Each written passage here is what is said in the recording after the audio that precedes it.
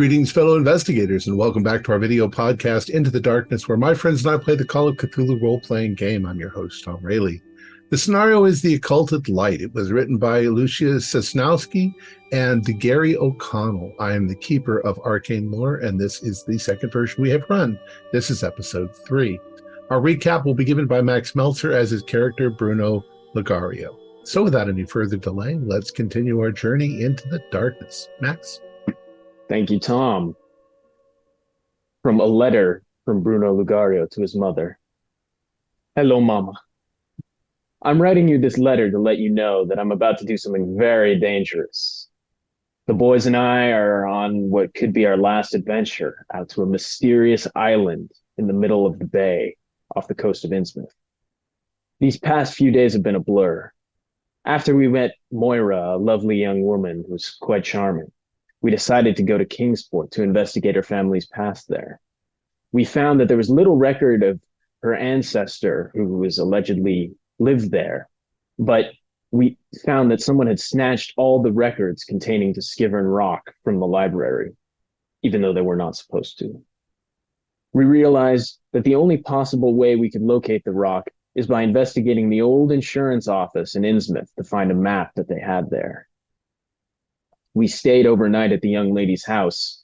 I was posted to watch overnight, where I encountered an old, disgusting man with the Innsmouth look, who told us that she had used him for her own good, slept with him, and then betrayed him.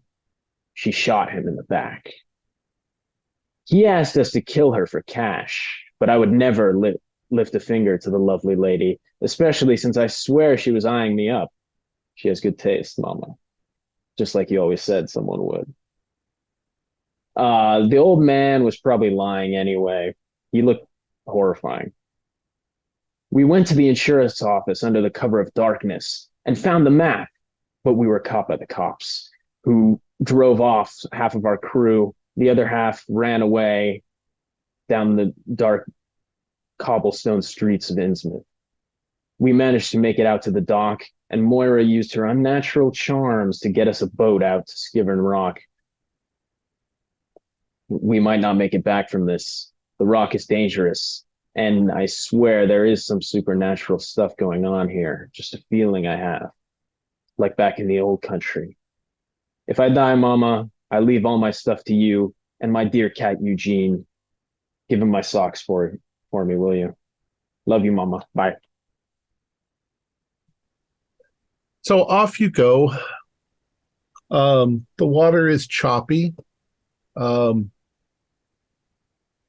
don't know whether you want to do a constitution roll or not to see if you get a little seasick.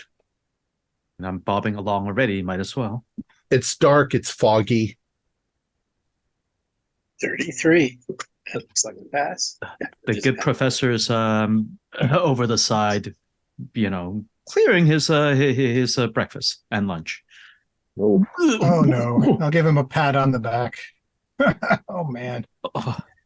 Thank you, young man. Thank you. How is Myra looking? Is she looking? What's her expression, her feeling that we're getting from her? Now they're heading towards the island.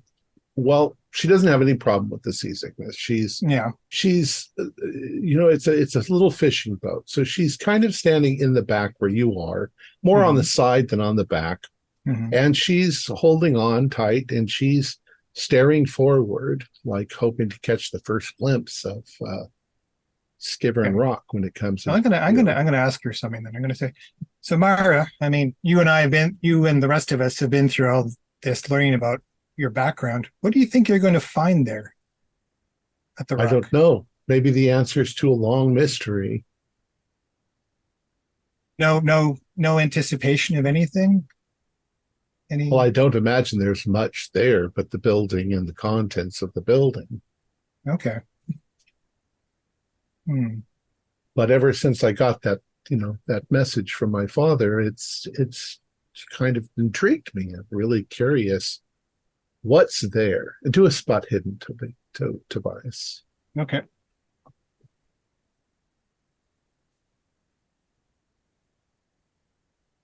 Made it. Regular success. As she says that,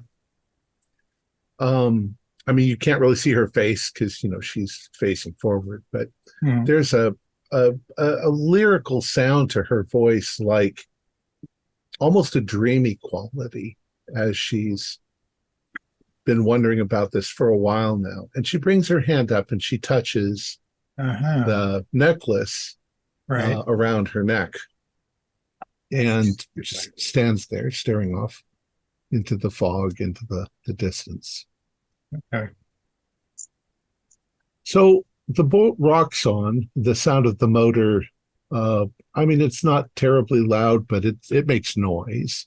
You can hear the water lapping against the ship, and you can see Dewey, consulting the fragment of map that you guys secured. He slowly but surely, after about maybe 30 minutes, you figure you're maybe a mile and a half off the coast. You can see through the fog a sort of dark figure appear. It looks like a couple of mounds of rock sticking up out of the water. They're foggy at first, and as you get closer, you can see that there are craggles, smaller things jutting up out of the water.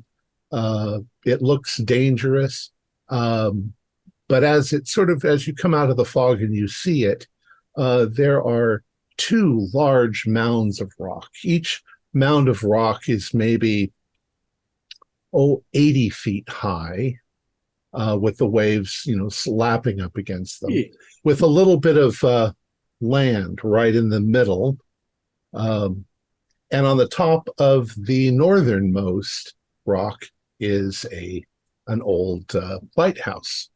The lighthouse itself is probably another 80 feet high. And you guess it's still intact, and it seems to, you can kind of guess that maybe originally it was painted red around the middle, with white. There's still flecks and remnants of the paint, but most of it's been blasted away. It kind of looks like this. Holy moly. Oh, interesting. So as you come up, Dewey says he has to go around it, because the only way, according to the charts, to approach is from the north, and to kind of wind your way around to pass the underwater reefs and rocks that are sticking up out of it. And he's heading for the center. Oh, you were going to say something, Edward? Yeah. Are there like seals or things like that sort of in the low-lying rock areas? Well, the rocks kind of jut up out of the water. There are seabirds.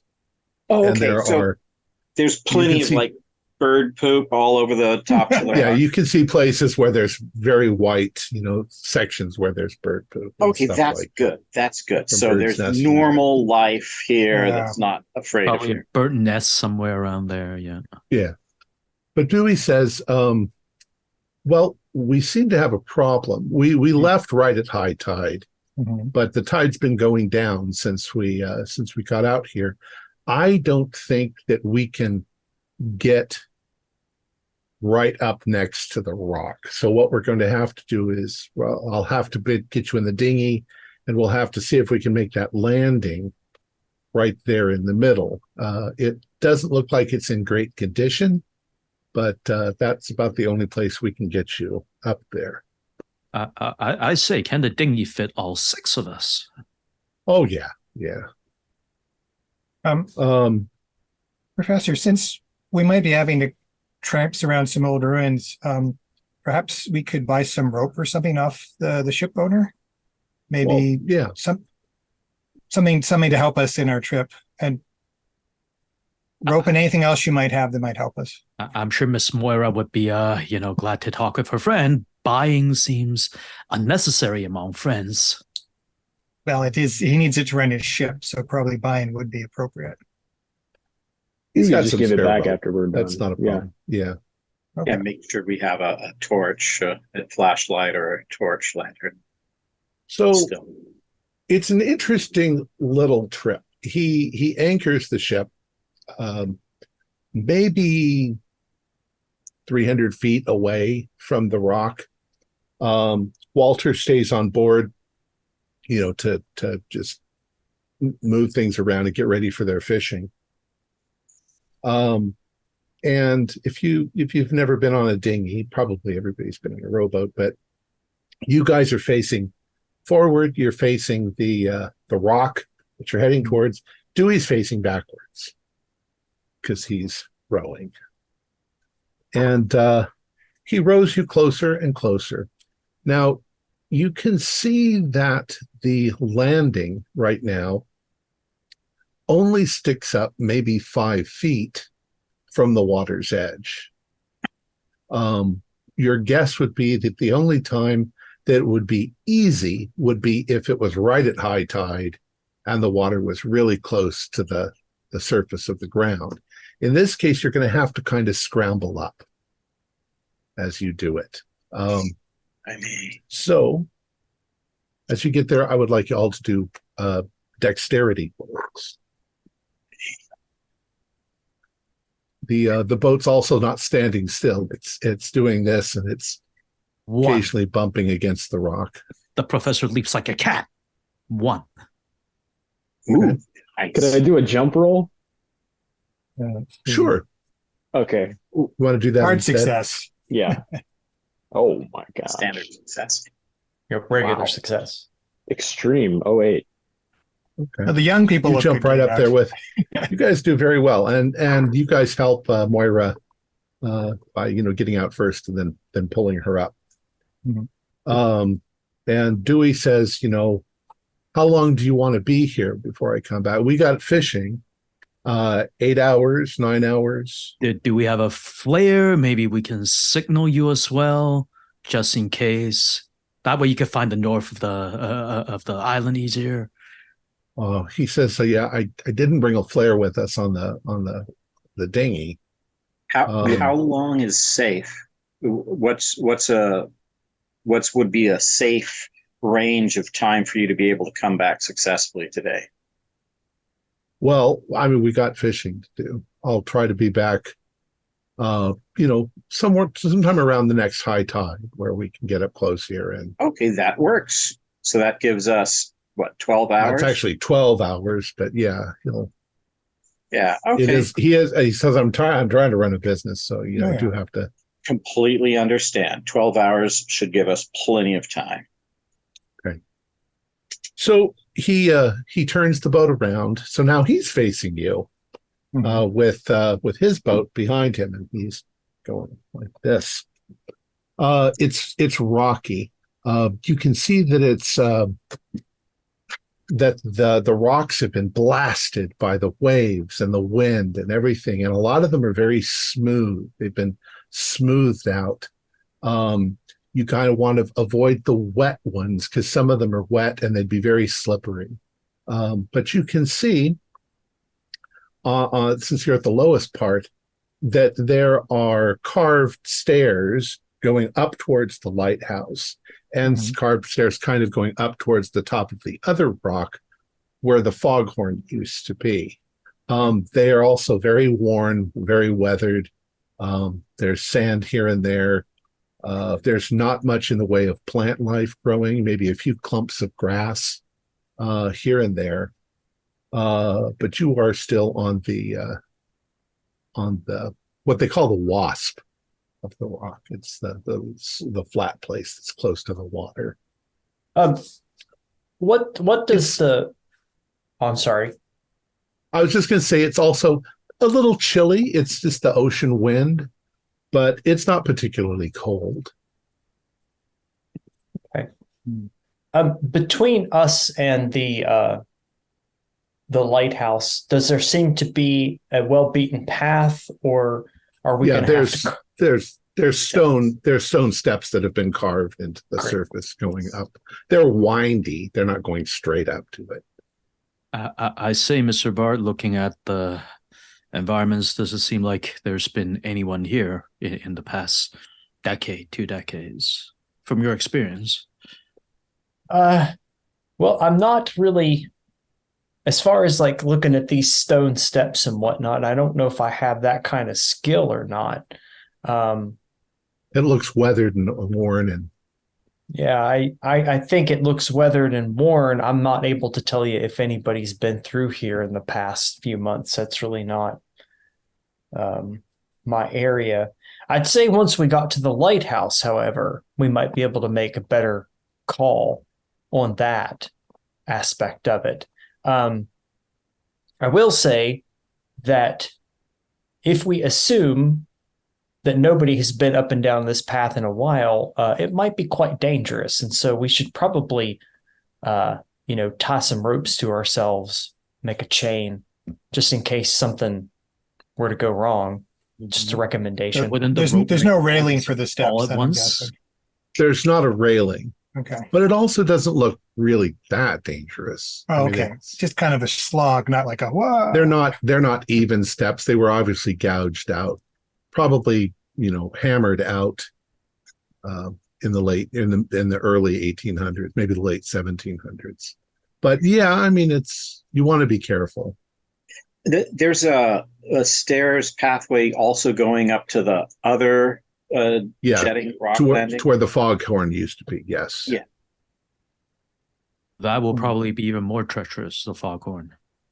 Yeah, less traveled.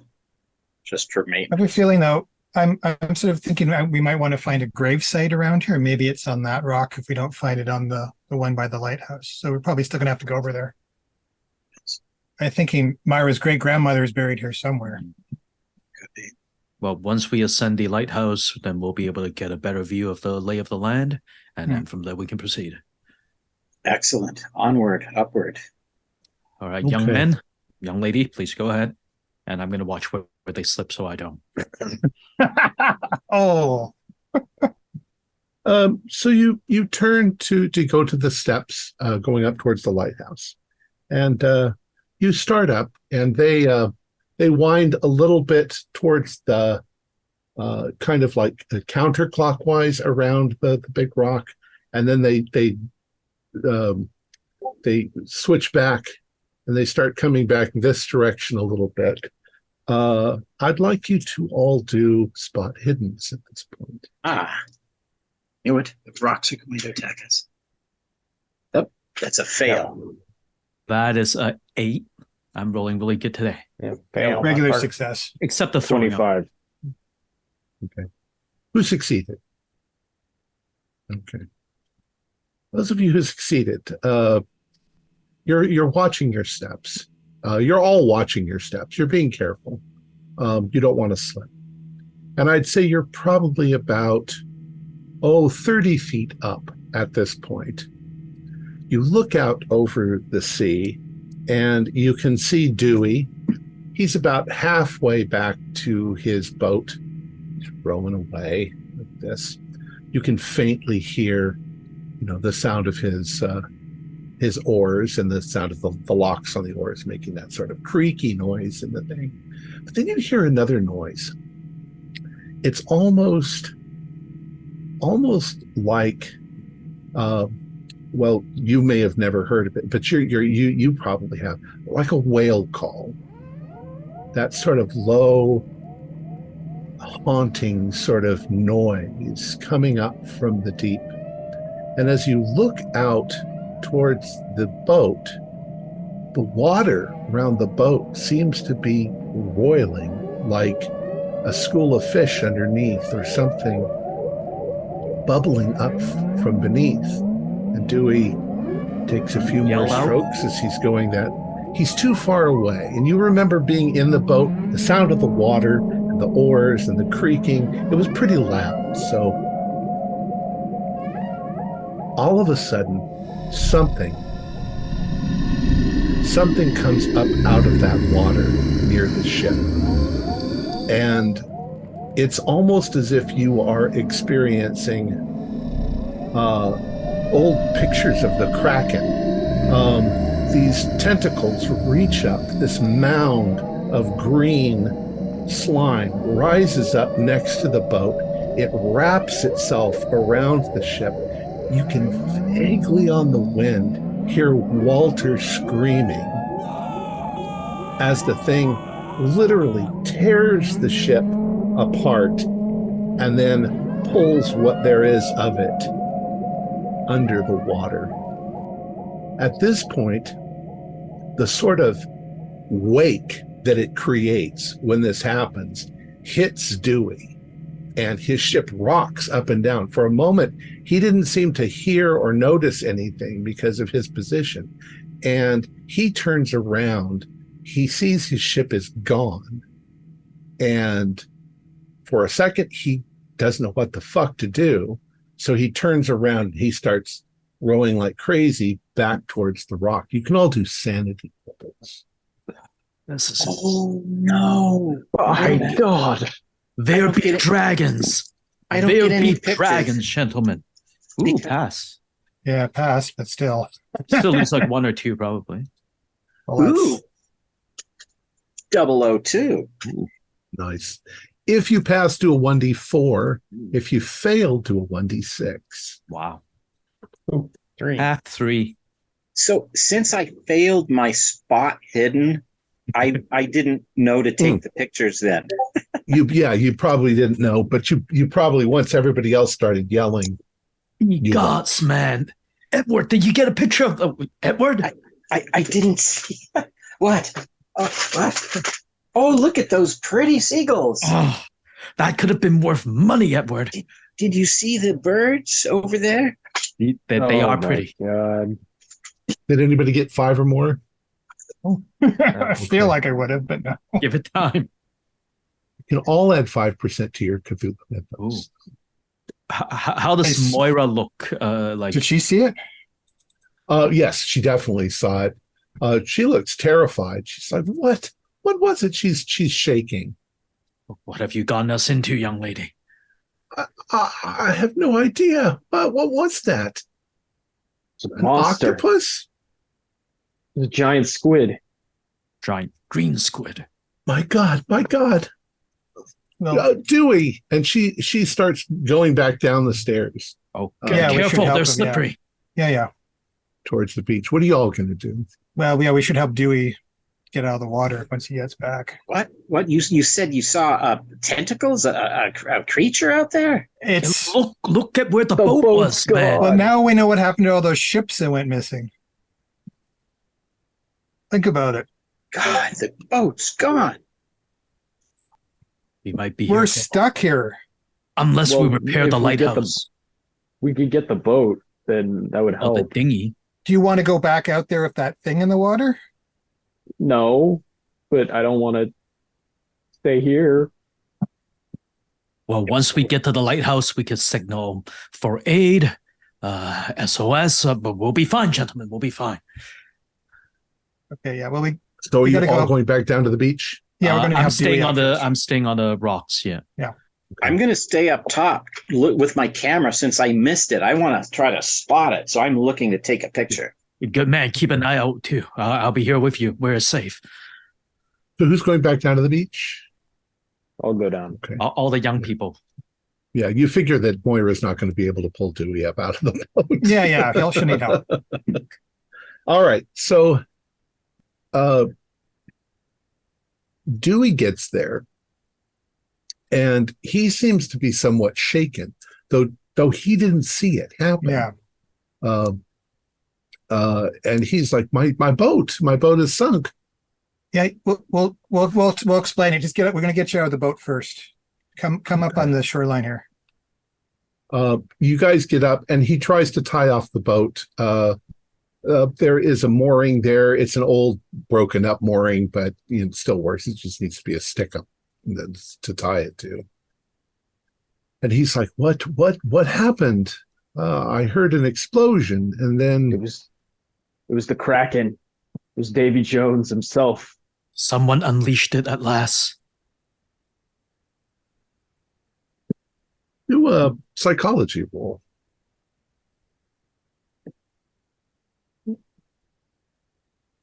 Ooh. Failed miserably, just like my joke. No. Regular success. Oh, I thought you were up with me up top. I have no psychology, so I have a bit. No, he came to help. He seems visibly shaken. And when you say, like the Kraken or whatever, he doesn't look at you incredulously. He looks at you like you're telling him the facts. Oh. And he's like, but why? Can we hear them from down below? Like, is it noisy from the waves? They're starting to come up. Yeah, they're starting to come up. It just decided to make lunch out of your boat. Have you heard stories about something like that? Well, we never come out to this place because, there are stories of ghosts and things like that. But yeah, I mean, I've heard the other sailors. I've just never had any reason to come out here. So you have other stories, perhaps, after this is over, Toby. There are always stories. Contribute to our archives with his folklore. Anyways, he looks more upset that his boat sank. Yeah. What about your friend, Wallace? Oh, Wallace! We didn't see him jump off the boat when it was sinking, did we? He's dead. He was too far out, but yeah, maybe he'll swim. Maybe he'll get here. Maybe, my yeah, Wallace! He yells. Did we see any heads bobbing on the water there? Nothing. You see pieces of wood that are out there on the. I don't think he got off. Let us all retreat to the lighthouse first, and then, we'll calm the young man down. Yeah. So you make your way up to the lighthouse. Now, when you get there, the lighthouse looms above you. It's maybe 40 feet wide at the base. It tapers up to maybe 25 feet across at the top. It's pitted and it's blasted. There is a big, large oak door on the front of it, with a big padlock. It's rusted and the door's probably sort of decayed from the salt water and the moisture and everything, right? It's definitely blasted. It's worn away in places, but it looks also like it's a pretty thick one. Pretty thick oak door. Could I try picking it? Oh, sorry. Oh, I was just going to say, yeah, you can pick it then. Yeah, it's one of the old-fashioned big padlocks. Yeah, I've got I've got skill, and because I snoop around, take pictures. I kind of sometimes. Edward, you rogue. All right. Okay. All right. Ooh, 21 out of 30. That's a success. Like the old days. Well done.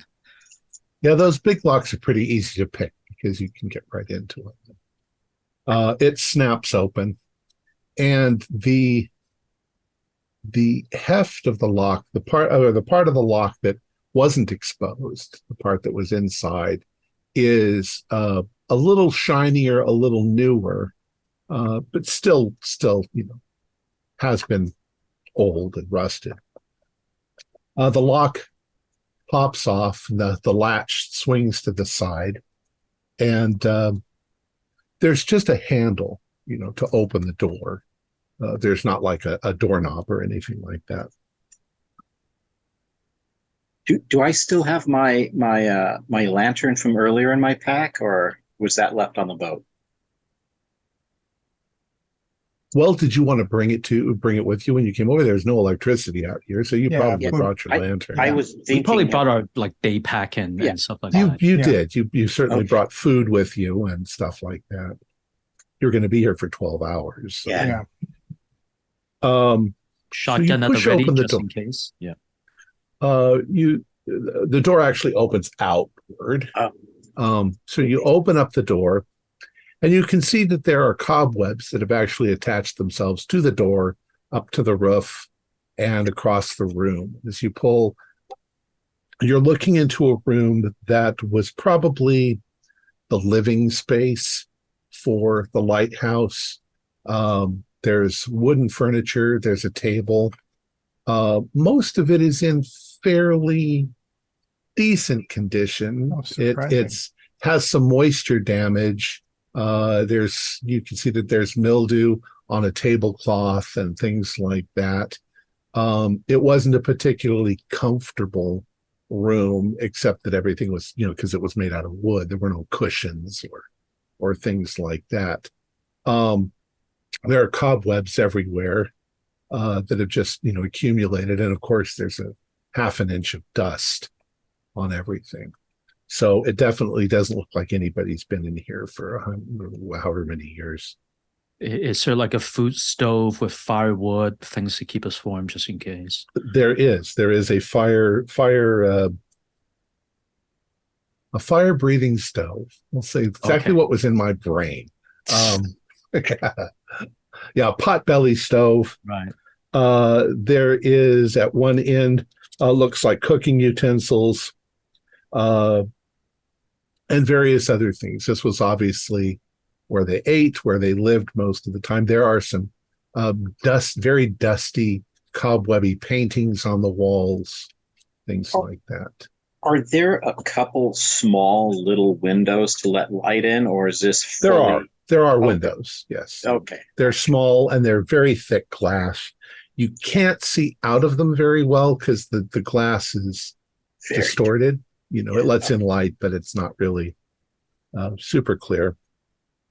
You can see there's shelves with books, most of which are very yellow and damaged.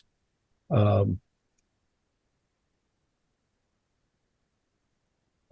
you want to do? And this is a general thing about the lighthouse. Every floor of the lighthouse is partly dominated by a staircase. So there is a staircase that goes up to the next level. But there is also, it seems, a basement because there is a staircase going down to a lower level as well. Why would you dig down in the lighthouse? Well, it might be like a structural foundation, like a deep foundation to support. They might have just had some. Maybe it's the inside of the foundation for dry storage. Maybe in the solid. There might be food there just in case. There are also large cabinets that are actually kind of nicely carved. They would make lovely antiques if they weren't so weathered and mildewed from the moisture in the air, the seawater and everything. But they probably hold things. They're closed. What do you want to do? Well, Professor, lighthouse keepers kept meticulous records of the daily goings on. I'm going to start digging through them and look if there's anything about what just ate her friend's boat out there, because I can't see this not being something he's observed. You're thinking, Toby, I will join you in reviewing the records, the ledgers. They, like you said, must keep track of inventory. Yeah. Well, also daily goings on. I mean, there's got to be something about this. Right. They have nothing better to do. I wonder if it was like a giant squid. I know they say that those things might really be in the water. There's been some theories about those, haven't there? If we can find samples. Yeah. Well, yeah, there'll be records of plenty here. So let's see if we can find them. If anyone wants to go with me, I'd like to start from the bottom up. Maybe go down to the basement, search, and then start our way up. I'll accompany you. Firearm. I'm going to pass one of you my shotgun just in case. You never know. Yeah, just safety in numbers. We should probably do a tour. You're right. Okay. Lead the way, Edward. Okay. So who's going down? I'll go down. We all are. Just do a tour first. Yeah. Yeah. Just you can all go together. Yeah. Okay. Moira's not going to go down. She's looking around this living room. All right. So when you go down, it goes down about 16 feet, and do you have something that would be amount to architecture or antiques or antiquarian or have history. How things were constructed? History, yeah. Oh, history. Let's see. Okay, I'll burn some luck if a regular success will teach us something. I got regular history. Oh, you did? Okay, that's yeah. So you're okay. Yeah. So, what you can guess, looking at this place as you're starting to go down, parts of the interior are constructed of wood, but a great deal of the structure is composed of large brick and rock, especially down at this level.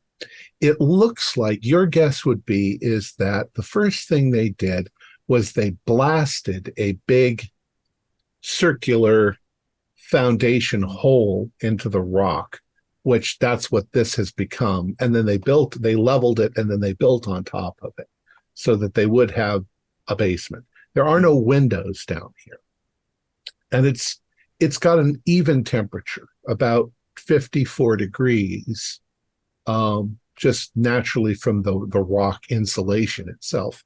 But the walls are solid rock. They're not brick. They're solid rock. Down here, it smells. It smells mostly of rancid oil. And as you look around, you can see that it's stacked with various barrels of things. The whale oil back then, probably. Maybe they stored stuff here. Yeah. And there are bags of black rocks, which are probably coal. Some of them are crumbly. Some of them are still intact. But at one end of it, there is a furnace that can be it's rusty, it's old. You're not sure how you get it going, but it would heat the lighthouse in the winter. Okay. I mean, gentlemen, if there is, gas and that type of thing, we might want to be cautious about, and he looks at the lantern, open fires just in case. Because I succeeded on the history roll, would I know that blasting a hole and then building up is a common way of building around that time, or does it seem kind of out of place? No, it seems like it might have been. You would have thought that it would be a good idea. You want a place to be able to store things where the temperature stays the same. Seems reasonable. And the rock does pretty well. But it doesn't look ancient. It's not like it was anciently carved. Right. It was blasted. And the furnace, you said, looks like it's stoked by coal. We're not seeing any signs of gas, like gas piping or anything like that. No gas piping. Yeah, we would have done that back then. We should be good. Because it's a coal stoked furnace. We just smelled, rancid oil. That's it's probably whale oil. That's what they would burn in the lamps back then. Perhaps linseed oil from the painter. Yeah, it's true. But other than that, there's a coat of dust on everything. Do any of you have mechanical? Yes, I have mechanical. 10%. Yeah, 25%. You want to roll for that? Okay, let's see. Mechanical 90. Oh, are you kidding me? Can I push the roll? Sure. Oh, no. Okay, I'm gonna. Can we leap the? Does that mean you get eaten by the furnace if you fail? It's a fire-breathing stove, like Thom said. After all, I'm gonna stick my head in the furnace. Oh, and I might bang it on something. You're getting into fixing it. That makes sense. Oh, no bueno. No bueno. Young man, what do we keep you around for? So Bruno is quite fascinated by this old piece of technology, and he goes over to it, and what goes through your head, Bruno, is it's not that complicated a piece of machinery. If we wanted to, I should be able to get this going. It's just dirty. And as you do that, you put your hand on the big stovepipe going out of it. There's a creaking noise, and suddenly it snaps over, and the one above it falls, and this black soot comes falling out of it, and you probably are. You're suddenly in blackface for a moment. This is one of those more caution, young man. This is how you get, black lungs. Okay, we got to. But other than now the black soot and the dust, there doesn't seem to be anything else down here. I'll give you that there might be some equipment, of Spare lanterns, maybe? well, not down here, but Okay. yeah, there's, maybe a shovel Okay. against the wall for shoveling the coal. But But no, nothing like canned else. goods, dried goods, no, nothing. No. Okay. You wouldn't want anything that old anyways, Professor. I mean, if it's canned, it should be okay. No, not 90 years, sir. That's too much. Has it been 90 years? Not sure they had canned back then. Well, Who knows? Napoleon had invented canned goods by that time, but they Oh, that's sucked. true. Haven't you read that Upton Sinclair thing? It's probably all just factory workers anyway in that thing. You don't want to eat that. Fair Oh, enough. that's true. Yes. Fair Mr. enough. Sinclair knows about what happens to the slow Yeah. workers. I do think for all the bad that botulism is cracked up to be, there's probably potential in there somewhere. Maybe not to eat, but somehow. Don't So worry about you, Professor. if you head back upstairs, Okay. as you get there, you see Maura over by a wall, and she's brushing the cobwebs and the dust off of one of these paintings.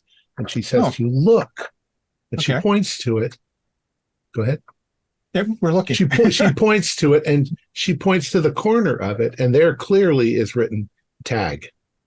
Ah, Seems like we're in the right place. oh, what's It's the a painting of? painting.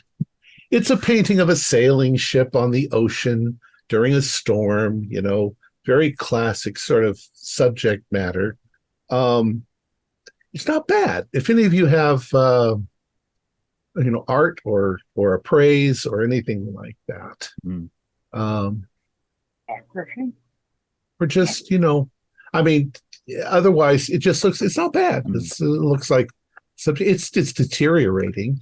Hmm. It was painted with oils. It's been exposed to the Like start environment. cracking, things like that, yeah.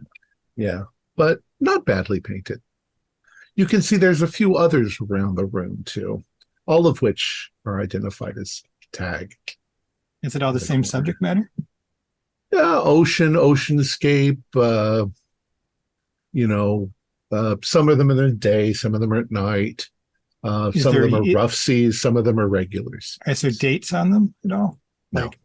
Okay. Do we see just water and boats in the sea, or do we see things with tentacles? Or, Yeah, actually, I was Just- wondering. yeah. Just very standard looking Uh, paintings. And none of Um, people, right? No people. None of people in any of them. Okay. You said you were going to look at the records. In fact, as you're going to take your time and look around this room for a while. All right. So I'll go down the list. Like in the kitchen, you find a couple of chairs, a table. You find cupboards and pantries that have old, food bits and things. So he actually, you'd kind of say that he was pretty well stocked at the time. It'd have to be. On the shelf, you see a number of yellowed books. They are lighthouse maintenance manuals like that. There's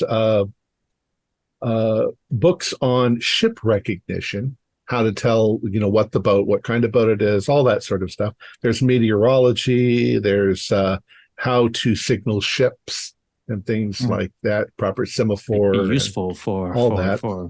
calling aid. There are several almanacs from the mid 1800s, like mid 1820s, and there's a couple of fish rods and the tackle boxes and things like that. There is a tool chest with tools. There are these are in some of the cabinets. There are cracked and useless oilskin weather gear. There's links of heavy rope and iron chain. Oh, good. Okay. And eventually you find the station log. Yes.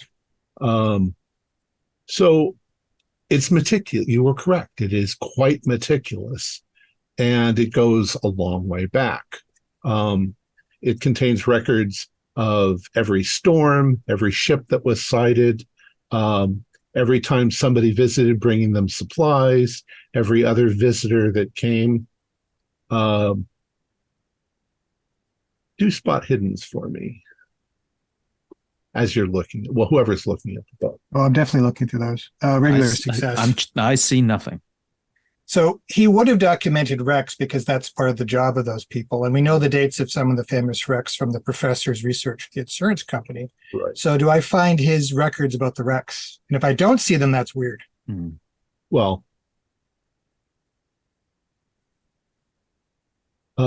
what you do notice is that all of the records are in his hand. Okay. So he's the only one writing the records. Right. So my theory about the woman might not be correct. Well, but the other men. And the records stop in 1824. In the same year that Andrew Muir died. Specifically May, right? Yeah. And all those wrecks happened after 1824, didn't they? So he stops taking records after Andrew Muir dies. Rick's sakes. Man is a failure as an archivist. I mean, was there even Andy Muir is probably the question here. On Muir's death, did he make any notes about that? Like, at least acknowledge that Muir died or something? Yes, there is it just says swept off to sea, swept out to sea. That's it. Yeah. And they're short, there. Yeah. He worked for 14 years after this point, I think. And There's nothing. Nothing. And there's a bunch of blank pages? Yeah, there's more room. Yeah, sure. But were there anything ripped out? Nothing ripped out. So you guys are doing that. The other three, are you looking around the room trying to find anything else? Do a spot hidden. 27. Ooh, nice. That sounds good. Makes up for all the sun on your face. Yeah, maybe. What is my spot hidden? Yeah, it's just a regular. I can spend 7 to make it hard. Anybody get better? Not Ed or David? I'll spend 7. So Bruno, in fact, you go into that little kitchen area, and there are still rags there. You see that there is kind of a built-in well. No, that doesn't make any sense, does it? We're in the ocean. The rain catch kind of thing? Or? Yeah, maybe there's a cistern somewhere. So you do have water. You grab a rag, you're cleaning yourself up. And in the process, you're sort of looking around the kitchen. Everything has sort of a general worn, old, yellowy color. You see, maybe there are old cans that are the kind that you have a key to open and stuff like that. But on a shelf right over the stove, there's one thing that kind of stands out. There is a glass mason jar. It has a lid on it, but the lid seems to have been completely sealed in wax. And the stuff inside of it looks like some sort of spice or powder. And as the light, sort of coming in through the window, is hitting that area, it almost sparkles. Do we have any fire here? We have a lamp, right? You have a lantern. Yeah. Okay, I'll say, hey, Edward, can you bring that lantern over here for a second? Oh, sure. Yeah, I just want to light a little bit of rag or something on a stick and try to melt the wax off. And then open up the jar after that.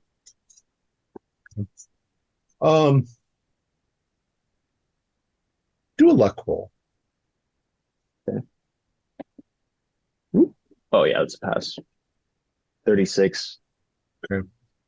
You start to melt the wax, and after a couple of seconds, being kind of awkward and so forth, holding it, you realize that if you just grab the jar and grab the lid and twist, it'll snap most of that old wax. Will just fracture off, and you can open up the lid. You're going to open it. When you open it, there is an odd smell.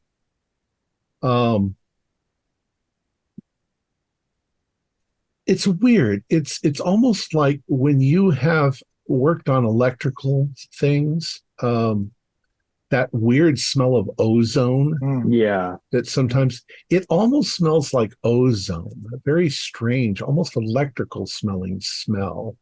The stuff in the jar is actually composed of multiple colored grains of stuff, and some of them are metallic and they sort of shimmer and sparkle in the light. There's about that much. There's a good amount of it, maybe a cup or a cup and a half of this stuff in there. I'll just but no label, no explanation. Okay, I'll take like a little and then taste it. Okay. Bruno's very old school. Well, that looks like a spice. Oh dear. When you place it against your tongue, it has a very, very powerful copper sort of twang to it. Not pleasant at all. In fact, it makes the whole inside of your mouth, like you've been sucking on pennies all day. Not pleasant at all. It's definitely not for eating, whatever it is. I'm going to wash it out and then just put the lid back on. Okay. Put it back on the shelf. I think this is some sort of like metal dust or something. It might be like maybe they found some ore or something. It looks like if you maybe it's for cleaning the lenses. Might be a special cleaner. Yeah, or, it looks or like we if light you it like on fire, see if there's a flare. I mean, that's a good point. Yeah. Could it be paint? Powdered paint? Could be all those sort of things. I have a little bit of chemistry, Tom. I'll go and try to see if I can identify what it is. It might be like macerated ore or something like that. Yeah, I should have. Now fail. Doesn't matter. Okay, no clue then. You have no idea what it is. Yeah. Would my chemistry knowledge with photography allow me to kind of try an ID on it? Or you can try, sure. Oh yeah, like the old flash photography where they need the powder. Silver nitrate, yeah. Yeah. I've identified that it is there. Well done. Yes, you have no idea. Trying to think what a lighthouse keeper. I bet you it's for the lenses. They probably need special cleaning stuff for it. Yeah, it could be. It could be for like maybe grinding the lenses or something. I don't know. Yeah, the Fresnels are really important. Yeah. It could be for that. Well, good to know, sir. Anyway, Shall we go upstairs? Yeah, we should probably take this though. It might be worth a lot of money. Hold on to it, sure. All right. I can't believe he didn't keep records after 1824, though. That's just unimaginable. How did anyone know that he was here after the... Well, he still had to get food and stuff. He still had regular deliveries. But all those accidents happened. He wasn't even bothered. We should keep and see if he kept a second journal someplace, maybe. Who's paying him? Upstairs. Like, the government. Yeah. So, the government paid lighthouse workers. His quarters are probably on the second floor. But you're not a performance-based compensation system. You can also see from those records that he was getting regular supplies, maybe once a month. Right. People were going back and forth. Edward found a really old bottle of beer, and he's going to turn it. Are you sure that's safe, man? Careful, man. Careful. It's that's wonderful. aged. Yeah. Dry age. All right. So did you say you were going to go up to the next floor? Okay. Yep. Yeah. Oh, yeah. That's probably where his quarters are. So you go up to the next see how floor, many beds there and indeed, as Edward had guessed, you come up to the bunk room. It's got a slight mildewy smell. The sheets on the beds are bad. There are two beds. One of them is more mildewed than the other. One of them looks like it was used more than the other one was. There are also two large trunks at the foot of each bed. There is a small table against the wall near the window, and there is an old easel that's set up with a canvas on it that's partly painted. Once again, more ocean, and looks like he was putting in something there. What do you want to do here? What is the painting of?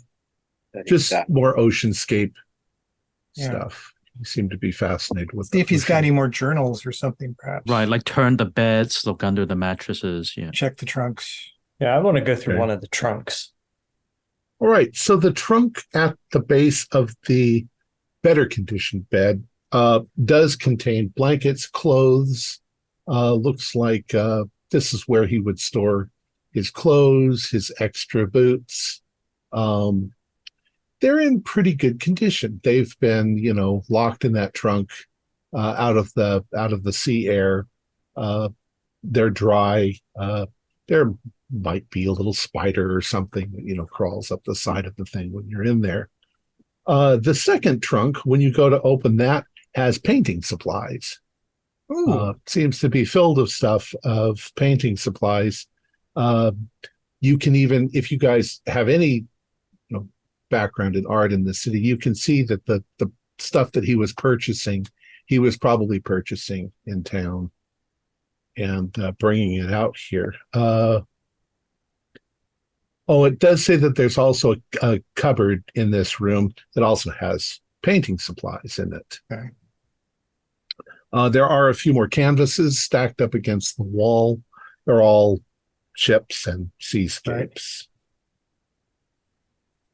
Well, do you go through the paintings? Yeah, because I'm looking for clues about the other person, maybe. Might be a woman. Can I also see if the boots fit me at all, just because the slippery... Professor, you don't need a new pair of boots. Oh, no, the rose is slippery. We need, we don't want to fall off, just like Andy here. You're just jealous of his boots. They're stylish. Do a luck roll. Okay. There's also, I'm sorry, I didn't see this first. There is also a large cabinet, kind of like the ones downstairs, a cupboard. Luck. Oh, okay, 54 under 65, so. They fit. Perfect. Amazingly well. And they start glowing, and you lift up. No, off the ground. Is there also a shoehorn in there while we're at it? Yeah. Now they're a little crackly and old.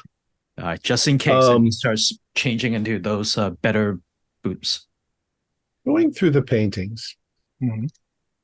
And by the way, you've also noticed that his skills, if you could sort of, when you stack them against the wall, you're getting kind of a chronology as he's going on. They get better and better. Good. So some of this is worth, doing. And then you get to paintings of the island. He's painting, the rocks and things like that. And then out of nowhere, you find this painting, which is very good, but very interesting. Oh, yes. That's what I was looking for. Does she strike a resemblance to Moira at all? Or? Well, this is Moira's great-grandmother. I'm sure of it. Yeah, a little bit. And in fact, the woman in the painting has a necklace on that is the same as the one that Moira is. Moira, come take a look at this. Well, this is your great-grandmother. This is her. We found her. My God, this is her. She's a looker. She's a real looker, this lady. She looks like a Native American woman. Yes. He found a Native American princess somehow. I don't know how he met this lady. What tribe would be nearby here? Nagarasek. I can't remember. They've got very strange names in Nagansett. Nagansett? I think they do tell me here, I think. Narragansett. Narragansett? Yeah, Narragansett. Well, if we can get back to the mainland, we could probably find out where she came from, because somebody back there would recognize the clothes and know what tribe she's from. Even the jewelry, even the Yeah. necklace, perhaps. Could find out her story. So it might have been of native origin. Yeah. Wonder how she came out to a lighthouse. How did she meet him? See, Is there a date next to that picture to see like when it was? Nothing. None of his He did- dated. there's he a did novel in perhaps- this. He did perhaps write her name on the back, did he? You look, there's nothing there. The larger cabinet against the wall, when you open it up, has got explosives. It's got a dozen sticks or so of dynamite, which, do any I don't of know you if that's have safe. chemistry or, yeah, that's exactly it. Yeah, I have a bit of chemistry. So does Edward. I don't think all dynamite is safe at all, is it? It's touch sensitive. Yeah. Oh, totally fine. Okay, Edward. There are also a dozen antique rocket flares. Oh, yay! There is a launching stand. There are extra fuses. There are punk sticks. Yeah. well So you do have a way here to The possibly mainland. signal the mainland. Okay, excellent. That's so encouraging. Or even to fend off that monster should it somehow attack us. I Yeah, don't I'm a know little worried if a flare- ship comes to help us and the monster eats it. That's kind of Yeah. Yeah, right. Well, we have those old canned goods. We could feed that to the monster too. that would probably kill it. Gefilte Perhaps you're right, fish Professor. Yep, is lethal. that's very old canned stuff. It's probably quite poisonous. Unless you're Okay. Norwegian. If you're Norwegian, you might be able to eat it, but most normal Norwegian people. Kraken. Oh dear. All right. You head up to the next floor. We should keep an eye out for Um, the native princess's stuff effects too. She must have had a boudoir or something, maybe. You head up to the next floor, and this also has kind of an acrid, oily smell to it. There are 2 or 3 barrels that are unopened that are against the wall, and there are maybe 5 barrels that have been opened, and the smell's coming kind of from them. Whatever little bit of oil is in there. There's also a large bit of machinery that's Mhm. directly in the center of the room, and a Oh, yeah. big metal bar going up through the ceiling. Go ahead and do a. I mean, you don't have to do. You can do a spot hidden. What do you guys want to do in this room? Just ask you that. What does it just have like little turning wheels or something? Does it look like it's made for controlling the light upstairs? Well, once again, yes, you're pretty sure it's the mechanism that would run the light, but it's obviously not working. yeah. Boy. It's dusty, and there's kind of a coat of oil that's made all the dust and dirt stick to it. Okay. But Clean that once again, Bruno, it's fascinating to you, this big mechanism. Yeah. It's not in bad condition. It's just dirty. So if you wanted to work on it, you could probably get the light to work if you wanted to. Yeah. There's not Another way really to any reason to, but Look, could we signal the shore with the light if we pointed it? if the directly at light it? suddenly started going, yeah, People the would know people on the something was shore up. would notice it. Okay, for sure. yeah. All right. But we We're would only be about a mile and a half out, so we would be signaling Innsmouth. Even they would probably want to figure out what was happening. Yeah, but Yeah. when they arrived, we are criminals. in Well, Innsmouth. no, we're not. We're not What criminals. what are you This talking l- about? We were They never this we're following up on this lady's inheritance. yeah, and no one saw us This- do anything. Yeah, Yeah. Yeah, maybe this perhaps. stuff belongs to her. We're just Right. They may be unpleasant people and not very friendly, but I'm sure they're not murderous. we may have to bribe some people, and we'll just do that. That's true. It's That just one money. gentleman seemed rather unreasonable. Well, he's one among many. It's true. It's true. So yeah, I could get it working, but we could also just use the flares to signal if they still work. Hmm. Well, we Yeah. have limited flares. We have limited Yeah. flares. I you have a backup plan. Mm. I could. So, I know so a this little thing- oil is probably for actually running the lamp. So if you get that working and we use the oil that's in the good containers, we could probably light the lamp. Mm. And as Yeah, long as yeah. the Fresnel's not damaged, it's going to be powerful. Are you sort of surveying the room? Are you looking around? Are Yeah. you seeing what's I'm there? looking at the Do- machine, definitely. Do spot hiddens. Ooh, 91. Well, if you're looking I at the see machine, nothing. you don't. Oh, that's too bad. Regular success. Complete failure. Yeah, David? Oh, you I also gotta fail. Yeah, I failed too. Tobias, so you're looking around. Everything is kind of sticky because of the oil, and it's old oil. If it was fresh oil, it would be all slippery, but it's sticky. And you can see stains on the ground from the oil. Things get spilled and so forth. And the way they're sort of piled up and stacked, there might be stuff behind them that you can't quite see. So you grab one of the barrels that doesn't have a top on it. It's open. And you sort of roll it sideways. And when you do that, there's an odd clank, clank, clank, clank, clank noise when you roll it, like there's something in the barrel. In the barrel. Okay, I'll roll up my sleeve. Well, there's no oil in it, but okay. All right, I'll just look. It's kind of, it's not exactly brightly lit in here either. Edward, could you bring a light over here for a moment? Sure, certainly. Just cast it in this barrel here. Let's see what's in here. Oh, yeah. When you look down in the barrel, there are bricks in the bottom of it. They're old. They're black because they're covered in slime, but they're about the size of a brick. Okay. I'll get a piece of cloth so I don't have to get my hand too dirty, and I'll reach in and I'll pull one out so we can get a better look at it. You pull it out and you think this is some kind of like brick, but as you're wiping the stuff off of it, you realize these aren't building bricks. Oh, I think I know These what it are is. blocks of silver. Yes. Yeah. We're rich. Well, no, there's this is there's a couple of dozen of them. Huh. You start looking around the room and you see that there's quite a lot of silver in this room. You also find a little kind of a kit, and the kit is for melting down the metal and pouring it into ingots. These are big ingots.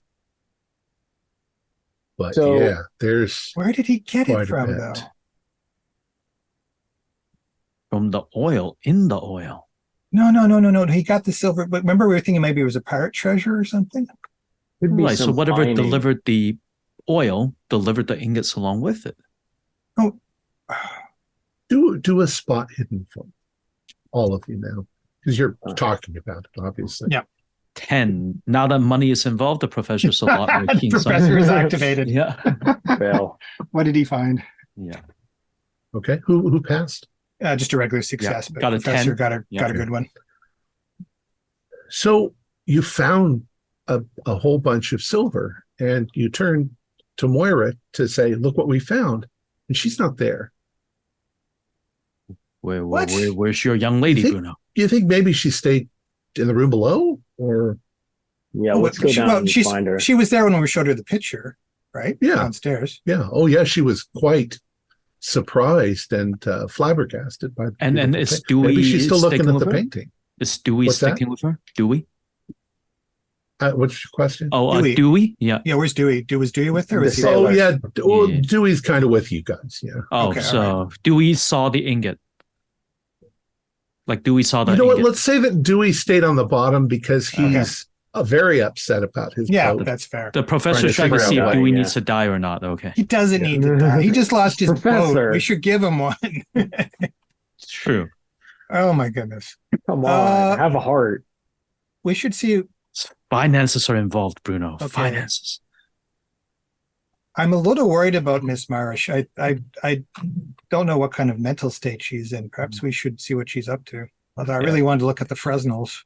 I mean, she must be. You're pretty pleased. sure the next level is the light.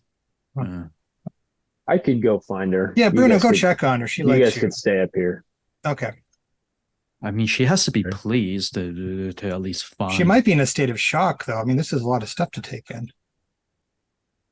Seriously, she's. I mean, I would more, be. She's going to be more shocked when she finds out she's rich. So, Bruno, you're going to go try to find her. What kind of is going through your mind, Bruno, is, it'd be kind of fun to live out on a lighthouse and have all this big giant machinery and run all this stuff. It's kind of the mechanic's dream, as you are looking for her. The other four of you are going to go up to the next level. Mhm. So the next level, there is a hatch, and the hatch is this way. As you get up to the stair, you unlock the hatch and you throw it back. It creaks, on its metal hinges, and the stairs then continue just a little bit up onto the platform. So the platform is kind of what you expect. It's a flat platform. There is glass to your right. Okay. And you are in a glass room. The glass room is round. It's the top of the thing. The glass is here. And then to your left is the Fresnel lens in the center of the room. It's a big, beautiful, carved, thick glass structure. And in this case, it has an oil flame thing in the center of it. So the oil would feed the flame, and the flame would be reflected to the Fresnel it was in. And part of that is mirrored so that it reflects, the light out the front and sends the beam around. Once again, it's all dirty, it's all dusty. Mm-hmm. And then there is a door in the glass that opens up onto the catwalk that goes around the outside of that, which overhangs the 80-foot drop down. Yeah, I'm not going out there. Ocean. But you now have this landscape. You can see the ocean all the way around you.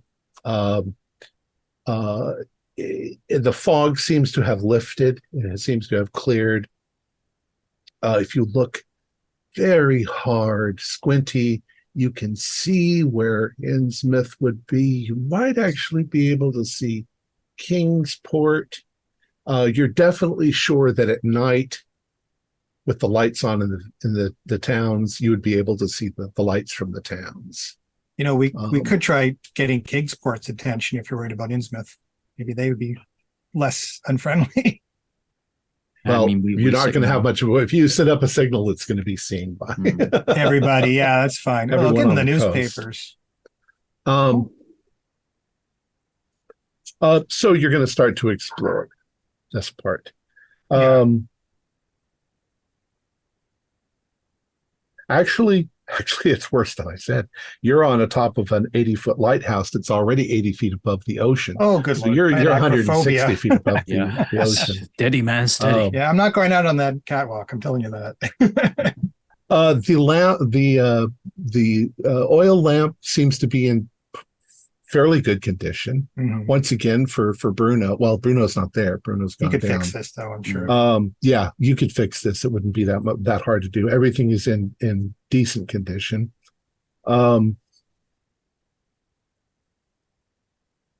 Now, as you're sitting there, and of course you're a little bit the height and so forth. Mhm. You come into the chamber and you start walking a bit around it, as you go. You can now see back down, and you can see the wasp in between the two rocks. You can see Yep. the other rock out there. Oh, where the Um, thingy is, yeah. well, there is no longer any kind of foghorn there, Oh, okay. but that's where it would have been. Would have been. Okay. And do a spot hidden for me. Everyone there, or just I guess all yeah, four if of you're us, up because there we're walking looking. around. Yeah. Yeah. Nope, 16. see nothing. 52. 16. aha! Finally, I make a Aha! It's a hard too. A hard. Okay. Oh, okay. So Edward, as you're looking down, you see Moira. She's crossing the Wasp, and she's starting to go up the other little stair, the carved rock stairs, up onto the other part of the island. There's Moira. To the foghorn, I see. Meanwhile, Bruno, you're wandering around inside the lighthouse, unable to find Moira. Either she went out the front door. Well, she would have had to have gone out the front door. Yeah. Either you're going to follow her out, or you're going to just say, I don't know where she is, and go back upstairs. I actually was going to check by the foghorn even before, because I just assumed she went up there. Okay. For some reason. I don't know why. Is it just her, or is the other fisherman also there too, like Dewey? No, Dewey's still downstairs. Okay. Can we see a gravesite? Dewey's not much in the story. He's just he's crying. Poor guy. I feel Right. bad for him. Do we see a gravesite or anything, like a stone or something? Because I was sort of nothing. Okay. Without binoculars, it would be hard to see. You're just using the naked eye. Eventually, you see Bruno come out of the lighthouse, but by then, she's gotten there. You're not. I don't know. Are you really watching her, or are you still exploring up here? You know where she is. What kind of state does she look in? Does she seem like she's too far away to tell? She looks like she's exploring. Right. So she doesn't look like weird. She's just kind of like, I'm checking the place out, kind of. Right. That might be dangerous for her to explore by herself. Maybe one or two of us could go over. Well, do we see Bruno yet? Because if he does, we'll yell down to him and point, if that helps. Yeah. Now recall, he's 80 feet away. The wind is blowing. Oh, shoot. I can do a listen. You might be able to. Yeah. You'd have to also go out on the outside of the. Somebody else want to do that? No, I failed my listen anyway, so I'm not going out on that catwalk. So he's going to explore after her. Does the catwalk look that rickety, or does it? No, it's 160 feet up in the air. It's iron. It's Yeah, it doesn't iron. look eroded. Yeah, if it doesn't look eroded, I'll go over to that. Okay. So you open the little glass door. Yeah. And it opens up. It's windy, so the wind blows in. And the sense of vertigo, becomes very strong, because the catwalk, the walkway around it, it's not solid. It's like a catwalk. So you can see right past your feet, straight down. Oh yeah, I'm used to that. But it looks pretty stable. It's been stable in the air. You can get out there. The noise from the wind is a little loud in your ears. What did you want to do out there? And this goes all the way over to where the landing where Moira is? No, you're on the top of the lighthouse. It does a 360 around the lighthouse. Got it. So I'll traverse it just to check to make sure there's no outside damage. Or you can see some places where it's getting a little worn, a little rusty. But from your perspective, where you are, Moira would be about 200 feet away in one direction, and you're about 80 feet above her level. Yeah. So she's way over. She's a football field away from you. Yeah. Okay. All right. But as do you see any boats, Ed? Do you see any boats around? Yeah. I mean, I'm checking around the view. Yeah. You see nothing. But when you're looking over towards Moira, you look down, you can see Bruno, who's gotten to the base of those steps, and he's starting to go up. And you seem to have lost track of Moira. Did she go behind something or around a corner of rock or something? But you can no longer see Moira. You can see Bruno climbing up. Meanwhile, when you open up that little glass door to go out and the wind sort of blows, those of you still in the lighthouse top, you hear the sound of rustling paper, Oh. like wind blowing against a book and flipping the pages all of a sudden. Does Try to see if anyone you else can hear find that? Yeah, I'll look for the book or whatever. You look around, and sitting on the housing for the lamp, there is a small journal-looking book. Aha! And the wind has flipped some of the pages. Professor, the answers are here. Like all answers, they are in books. Yes. Yeah. So it's a fairly thick book. Mhm. It's well written. There are blank pages at the end of it. It looks like it's in the same handwriting as the log downstairs. So you're pretty sure it's Tag's handwriting. Mhm. The first, you're going to need some time. Let's say it takes you half an hour as you guys are kind of up here. Most of it is mundane, boring nonsense. But you find enough of it that you start piecing together this story. So I'll give you that to begin with. Professor, do you want to read this one? Oh, yep, I can. 1822. The lighthouse is a grave responsibility, but it does give me daylight time to indulge my arts.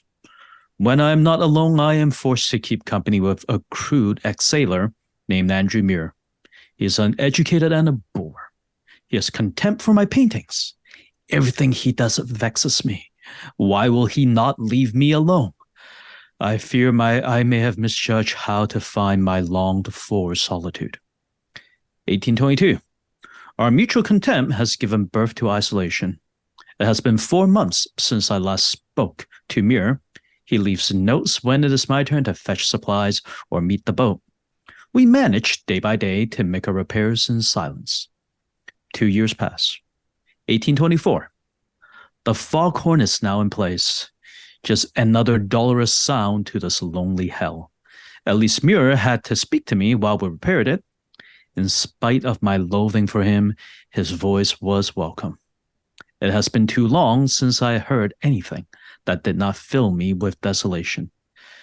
The sea is never quiet. I will leave this God-forsaken place at the next opportunity. 1824. I swear upon my soul I heard a woman's voice. She sang to me alone, not to Muir. That vile man's ears were not meant to hear it. Later in the day, Muir spoke to me, and the contrast of his voice was like a braying jackass in contrast. I hate his timbre even more than his insolence. The foghorn has broken again. 1824. I have seen her. I almost thought her a ghost. She is beautiful, like a tribal Nantucket native, tall and elegant, her hair long and unbound, as wild as the sea. She touched me and I was filled with ecstasy, but she vanished before I could regain my composure and my senses. 1824. I have talked with her now at length. She despises that offensive pig Muir as much as I do. She understands my heart and speaks of her long loneliness. I want to save her from her loneliness, and she wants to save me from mine. She wants me to be free. She encourages me to indulge in those primal urges I've suppressed for 2 years, to rid myself of this pain. I shall do it tonight. Skiven Rock is a treacherous place, so easy for a man to slip and fall into the angry sea. Dear, the authorities are satisfied of my innocence, but I may have played it too fine. No one trusts me now. No assistance will return with me to that lonely rock. The work shall be harder, but I must return to my beloved. From now onwards, Senawi will be my only companion. See, gentlemen, we have a name. 1825. Senawi showed me a terrible sea monster she called Idra. I am shaken to my soul. Goddess of the sea, great mermaid. I can speak no more. 1825. Sanawi has made another request. What can I do but obey her? I shall extinguish the light and the goddess Idra shall feed. I do not understand her connection. What does it matter? 2 years pass. 1827. Again, I have been her accomplice. I occulted the light at the cost of 13 men. I could hear the crash, their terrible screams above the storm. The authorities will ask questions. A year later, 1828, quote, love looks not with the eyes, but with the mind, and therefore is winged Cupid painted blind, end quote. Thus speaks the bard of Avon.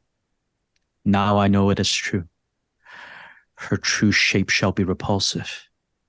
She is not human at all, cold and wet, slippery and dank. But I shall love her all the same. 1829. The storm raged, and 9 sailing men were given to it. I obey my love, and I am horrified at what I do. But I cannot do otherwise. 1831. 16 sacrificed. Idra gave us their loot in return, as she always does. Still, what good does it do me if I gain the world and lose my soul? 1833. 14 more are given to Idra. I have become inured to it all. I'm sure my soul is dead. Last entry, 1835. It's not the last entry. Oh, not the last entry, 1835. 28 drowned.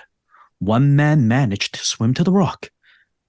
I stood at the door as Sinawi dragged him kicking and screaming back into the waters. His eyes will haunt me forever. 1837. 2 more years have passed. Sinawi is with child. I do not know what to expect. I shall have to provide somehow. I will set up an account in Arkham with what I have gathered. It is quite a lot. I shall use a synonym. 9 months pass. 1838. The birth was difficult and painful. I was filled with worry for my love and my child. I prayed not to lose them. When the child came forth, it was not like her. The boy is a human. Sanawi looked upon him with contempt and raged. She called upon a curse sent by Idra for our failure to provide an adequate sacrifice. I was terrified for the child, for my son. I fled with him while she recovered. I hailed a passing fisherman who took me to port. Sanawi must not be allowed to harm the boy. My soul is lost, but I will not permit the damnation of my son. 1838. Winston, my son, is safe with the widow Brooks. I hope she loves him and educates him. It is the only hope he has. I doubt I will ever see him again. I have at least made sure he will not be poor. After everything was set up, I did not know where to turn. Old Captain Averhill was sympathetic to my situation. He graciously taught me some of his magic. And now, shamefully, I plan to betray the mother of my child. I have written out the spell, lest I forget some nuance. But the other thing he gave me, the summoning pipe, requires no words. 1838. It is the end. I have failed. She read my eyes and knew what I was planning. And so, neither basement ritual nor hurling the powder did affect her. See there, Bruno. Actually, Bruno's in here. I will have to caution him later about eating powder. Neither hurling the powder will affect her. My stratagems have doomed me. She lives and her anger is unbound. She's just outside the main hatch, summoning another of her storms. Her fury hammers Skiven rock. I have climbed up to the top. She is so powerful. I can see her far below, her hair wild like the wind. Love looks not with the eyes, but with the mind. I love her. I cannot, even now, reject my heart. I love her, my Circe, my Sinawi. But I deserve my fate. I leave my declaration here in this journal, this time for my own light to be occulted. I will go down now and open the door. The end. Oh, dear gentlemen, our young lady here is a product of sin, of the darkest murderous sin. But I see there's lots of monies involved. Huh. Fascinating. But if she rejected her child, she's not going to care for her great grandchild, is she either? That's potentially true. Do we believe this nonsense? I mean, we saw the monster. There's the silver. You think that is the Yidra? That thing out there, yeah. Yeah, that could be it. It fits what we know. Sorry. So meanwhile, while you guys are contemplating that, Bruno, you get to the top of the stone steps onto the other part of Skivern Rock. You don't see anyone. The rock has been blasted by the wind and the water. It's mostly flat or slightly curved. It's a lump. And as you look around, you don't see Moira anywhere.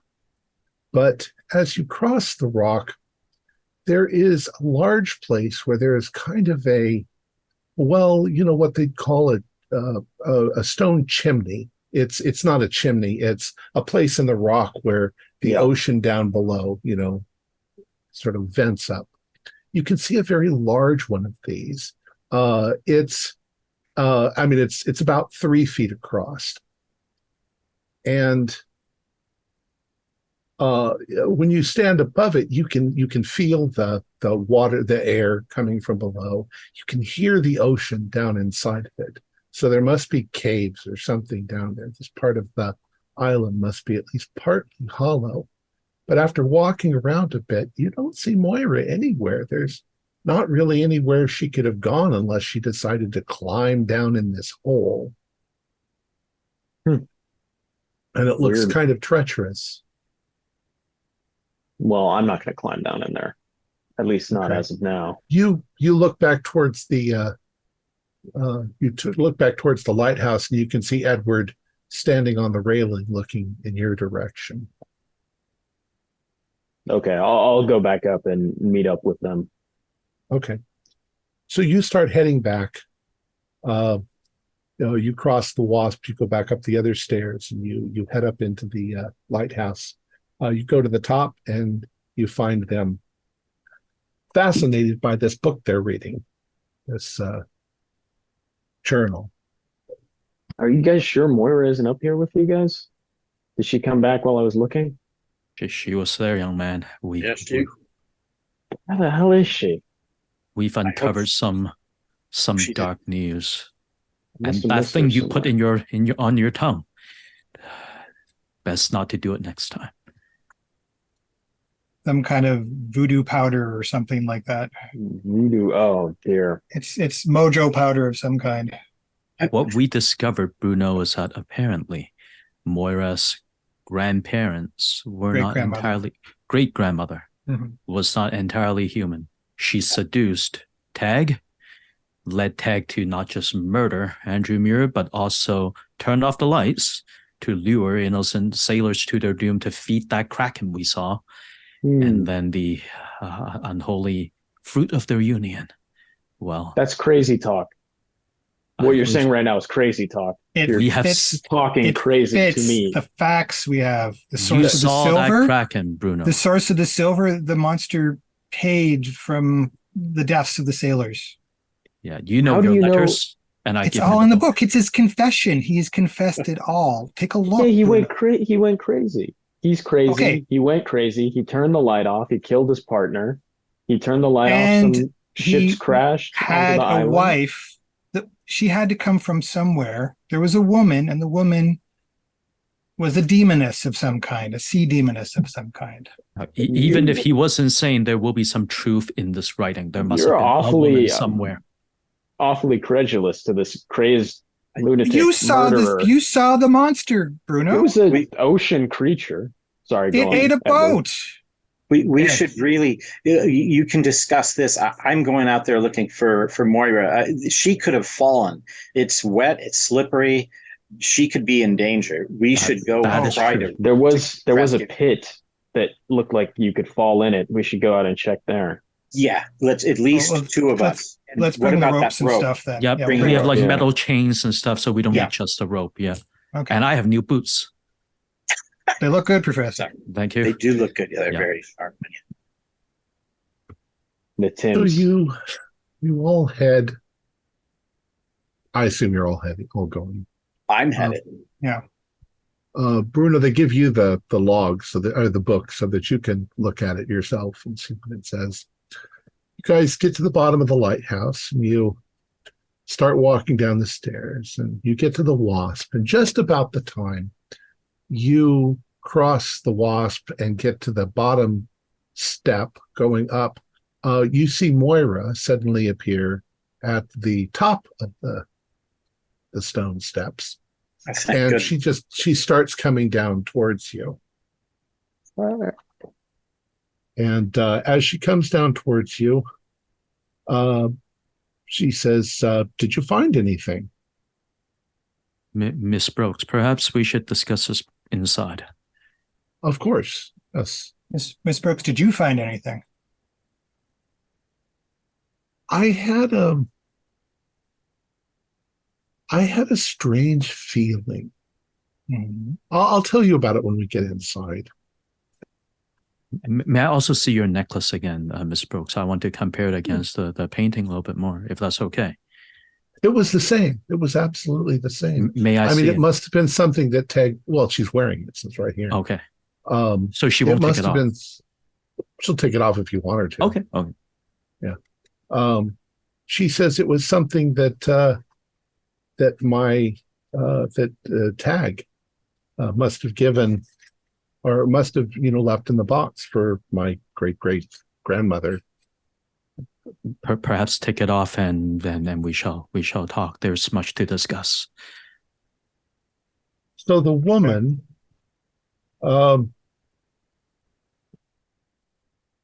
I believe she must have been somebody who was stranded here. Why do you think that? Well, I just sort of have this feeling, because I mean, how would a woman get out here onto the rock? Yeah. And as you're going back into the bottom part, she's like, I think what happened was her people might not have trusted her anymore, and they put her on this rock and they trapped her here. Okay. And my great grandfather fell in love with her, and they lived here. And somehow he got Winston off the island and gave him to Miss Brooks, and that's how we're tracing it back. That is the most interesting theory. And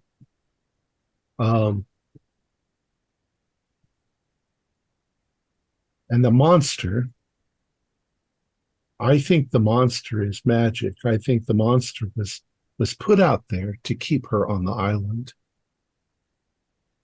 I see. Do you think the tribe that abandoned her here called the monster to keep her here? Yes. That's They're commanding such creatures. Powerful. There may be a way, to get rid of the monster, although I don't know how. Well, Tag clearly left. He was okay. He made it out, but he seemed to have a deal with the monster at that time. Maybe that's it. Did you find anything up top? pointing to where the Nothing really significant. Mm. Well, just in case once we're more secure, we can all go out and do another exploration just so we canvass every inch. Well, I mean, I don't think that you need to do that, but did you find anything else in the lighthouse? We think that the light is operational. We might be able to call for help. That is good news. Well, except the monster. You wouldn't want to bring anyone here with that monster. Oh, we have out. dynamite, so perhaps we can use that to fight And the rockets. monster. Yes, and rockets. Maybe something like that would work. Mm. If only we had magic. Mhm. Magic. Yeah. In any event, but perhaps we are tired. Perhaps we should lunch a little bit. While we think of next steps. Did you find anything else?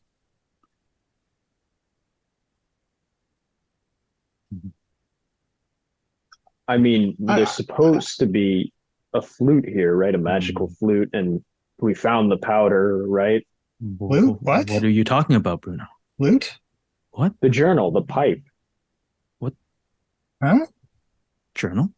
It was in the journal. Magical. What journal? Am I tripping here? You have a journal? Ape? Yeah. Do you hand her the journal? Yeah, I'll give her the journal. She takes it very quickly and starts to read it. So we're not going to protect your sanity at this point. Mm-hmm. Would Go ahead. Oh no, I was just thinking, what was Bruno present for the journal reading? No, we showed you him guys gave it afterwards. to me. Yeah, we Yeah, showed but him. was there? afterwards. Okay, sorry, Tom. Was there something in there about a pipe? I There don't was a remember. pipe. There was a pipe. There was a pipe, A summoning yeah. pipe. He said Oh, that it's the powder that he had gotten Yeah. something from Captain Averill in Mhm. Innsmouth, Yeah, Right. I was just And then playing he- dumb. So yeah. that he had copied down the spell, Mhm. and that there was a pipe. And there's And a that the powder ritual didn't work. at the basement, so there's Oh, probably the- like sigils and stuff like that. Yeah. I think. Okay, well, the cat's out of the bag because she's Yeah. reading the book. I think we Yep. should go Yeah. check out that hole that Bruno saw. Right. Bruno saw and also Um, check out the basement to see the ritual site. She says, it's pretty treacherous over there, I'd suggest there's nothing over there. You might have missed something, madame. I didn't get to see the top couple of floors, so I'm going to go up and see what's there. Perhaps someone Oh. should, go with you just to Yeah. just be safe. Yeah, You can Bruno, see, keep her safe. yeah, clearly this is a writing of a madman, so we didn't That's want fine. to frighten you, you see. Yeah, I'll Um, go there. You guys can do psychology rolls at this point. Yeah. Oh, I'm God, good. yeah. I mean, she's Yeah. lying through her teeth, so yeah. Yeah. Oh, but the professor sees nothing. That's a solid success. Ah, well done. Oh, good. Okay, well. Yeah. We're relying on you, Edward. What did you figure She's out? hiding everything. She has the weebie-jeebies on someone. Yep. Yeah, you interpret that the whole reading the journal and everything, there's part of this whole shebang that she doesn't act surprised. Mm. Yeah. Yeah, she's way too calm. She acts, kind of starry-eyed, Mm. about the whole thing.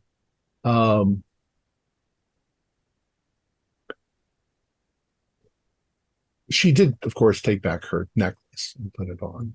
Mm. She, as she's, climbing up the stairs with you, Edward, you get the distinct feeling like the whole Moira, oh, I'm a poor, defenseless little woman, could you please help me? That's all gone away. And it's like, she doesn't give a shit if you're following her up the stairs. She's got a purpose. She's doing something. Yeah, And- she's looking for the flute. She's almost ignoring that you're following. She's not Well, trying the to stay at your pace. Mm. The flute she's and the spell. going. Okay. So up she goes, and at each level, she's kind of looking around, trying to find something. And you can sort of tell by the moment that she gives up looking that it's probably not something tiny that she's looking for. When she at last gets to the machine room up at the top, she finds the silver. And that's where her eyes, she suddenly realizes, I'm rich. I've got this silver. Technically, it belongs to me because, my why does it belong to her? Well, that's what she feels. Yeah, I figured as much. And even though you're there with her, Edward, protecting her, she's almost oblivious to you there. She seems to have no concern for what the rest of you are doing, but she has now found the money, the treasure that she has probably been looking for all along. Is she just like getting all messy with all the oil and just pulling it out? She's pulling it out, and she's now counting it, and she's organizing it and trying to figure out how she's going to get it off the island and all of that. So it more seems greed oriented than. Yeah. How well did you roll? Did you get a hard? No, it was a 36 out of a 45. Should I dump some? Do you want to try? You want to luck to get your hard? Oh, phooey! Do it, man. That's yeah. Okay. Geez, that's a lot of luck. Yeah. All right. He has a call. One moment. I think he got it. Yeah. Okay. Okay. All right. So, yes, I'm spending the luck. This is probably a bad call, but well, maybe not. In your opinion, at this point, too many little things have sort of fallen into place with a lot of coincidences. You start to develop the idea that she knew something all along, that she tricked you into finding a way to get to the island safely, that she probably already knew at least a little something about the island and maybe something more. She just needed that chart, and she couldn't get it. She couldn't get it because the people in Innsmouth were already pissed off at her. Yeah. And she duped you guys into doing it, because at this moment she doesn't seem grateful or happy about you there at all. She just wants to get what she came there for. So the other four guys, you guys are downstairs. What were you going to do? Basement? Check out the pit, I think, rock. In case there was something down there. Right. And her denial of its importance makes me all the more curious as to what's pleasant. Okay, so you want to go across to the rock? Now, young Bruno, now you see the true face of this young lady. What? What do you mean? Well, you didn't hear all of that, so I did not hear that. I mean, look at how quickly she's, gone after whatever she's looking. She is acting rather odd. Yeah, she is acting unusual. If you read that journal about your parents or your lineage, would you not be more shocked? Yeah. So maybe Bruno wouldn't be shocked. Mama was weird. So basement, or let your mama hear her, or are you going to split up? We're going to check out. We shouldn't split up. I think we should go check out the hole, though, because there's something that she saw that she didn't want us to know about. I'm sure. Sure. Yeah. Okay. So you guys, once again, you leave the lighthouse. You go down the stairs. You cross the dock area. You go back up the other stairs and onto this rock. Bruno shows you where this hole is. It looks like it goes almost straight down. Mm-hmm. And it's rough. So you could, in theory, like you're climbing down into a well. Of course, a well is smooth. This you'd actually have handy holds to go down into it. Or do you want to do something else? Do you want to use a rope or Yeah, definitely rope. Let's rope down. Safe. Yeah. There's not much to tie a rope to, but you eventually find something that is part of the rock itself so that it doesn't slip off and you go down. So who's going down first? Is any of us actually a good first. climber? Okay, Bruno, I guess. Yeah. Actually, Bruno, are any of you fat? no. Because your sizes are regular. Mm. Yep. Let me look at my size. I think my size is big. I think I'm 50. Yeah. You can It's just 60, decide whether 50, yeah. It's 65, so it's not. it'll be a little bit of a tight. Well, you're Yeah. not probably not fat, but You're muscular. Right. Yeah. You're bulky. it is it's only about 3 feet across, so it's kind of a tight fit, rather claustrophobic fit. All right. So who's going down first? Bruno with the light, and we're going to make sure. Oh, David. David, yeah, you could go down David. first, David. Sure. All right. Yeah, I'll go down first. I'm David's a kind of small. surveyor, so he's Yeah. kind of used to Right. climbing Stuff. around on rocks and things Okay. like that. All right. Yeah. All right. You can do a dex roll with you can do a climb roll or a dex roll, and you can use a bonus dice. Okay. My dex is a little bit higher, so. Okay. 26. Okay. So that's a hard success. So you fairly easily shimmy down the rope. The rope drops. Well, you go down almost 40 feet, and about halfway down, it opens up into what seems to be a bit of a cavern. So you come out the roof of this cavern and you go down to the ground. The ground is rock and sand and dirt. Most of it is pretty dry, except that you can tell that probably at high tide, this might fill up a bit. What source of light did you take? You take the lantern? Did we bring the lantern with us? I think Ed gave one of us the lantern, right? You can say that you have a lantern. Yeah. You I've can got say you have a more than lantern. one lantern. I mean, we would have brought it We have flashlights too. if we're going in a hole, That right? flashlights. Okay. So when you get to the bottom, it's fairly flat. It's like a sandy beach inside the cave.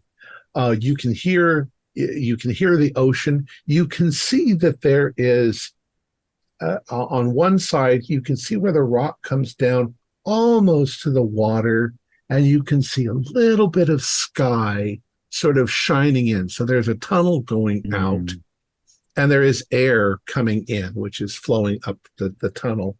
But you can also see that there are other parts of the cave that go into the water and are submerged. So there's probably a continuation of underwater cave inside here. But you're fairly high and dry. And as you look around, you notice that there are cave paintings inside here. They look primitive. They look like, the kind of stuff you'd see in like the Cro-Magnon caves and things like that. By now, the second person, whoever comes second, comes down.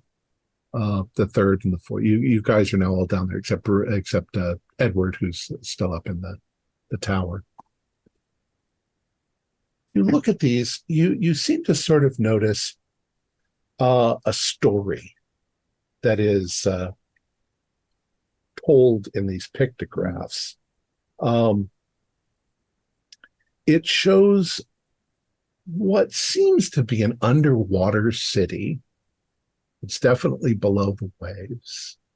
And this, what you're guessing is Skiverin Rock, was some sort of sacred place. You see one entity living here, and she looks like she is a female, but she has fish features. Fish or frog sort of features. Then you see sort of a depiction of the land, the coastline, and what you're guessing are American Indians on the coastline. And the two sides make friends. You see the fish people and the land people making friends, and following a kind of pattern of exchange between the two of them, trade, exchange, food from the sea, food from the land. And everything seems to get along pretty well. There is one disturbing sort of picture where this priestess of this, whatever this religion, that she is, raising her hands, and there is a gigantic fish god or goddess that comes to the island, and they pray to this. And then it seems like the paintings on the wall, there's not very many of them, and they kind of slow down, and eventually nobody's painting any more pictures on the wall. And the last picture is one of the priestess. Looks like she's falling asleep or laying down. She's like a sleeping beauty, except that she's a fish frog lady. And that's the end of the story. These look very old, very ancient. Do we see depictions of the medallion or anything like that in the picture, or the priestess? All of the creatures depicted, except for the Native Americans, do seem to have that kind of a face, as depicted on there. And the priestess is definitely wearing something. They're not quite that detailed.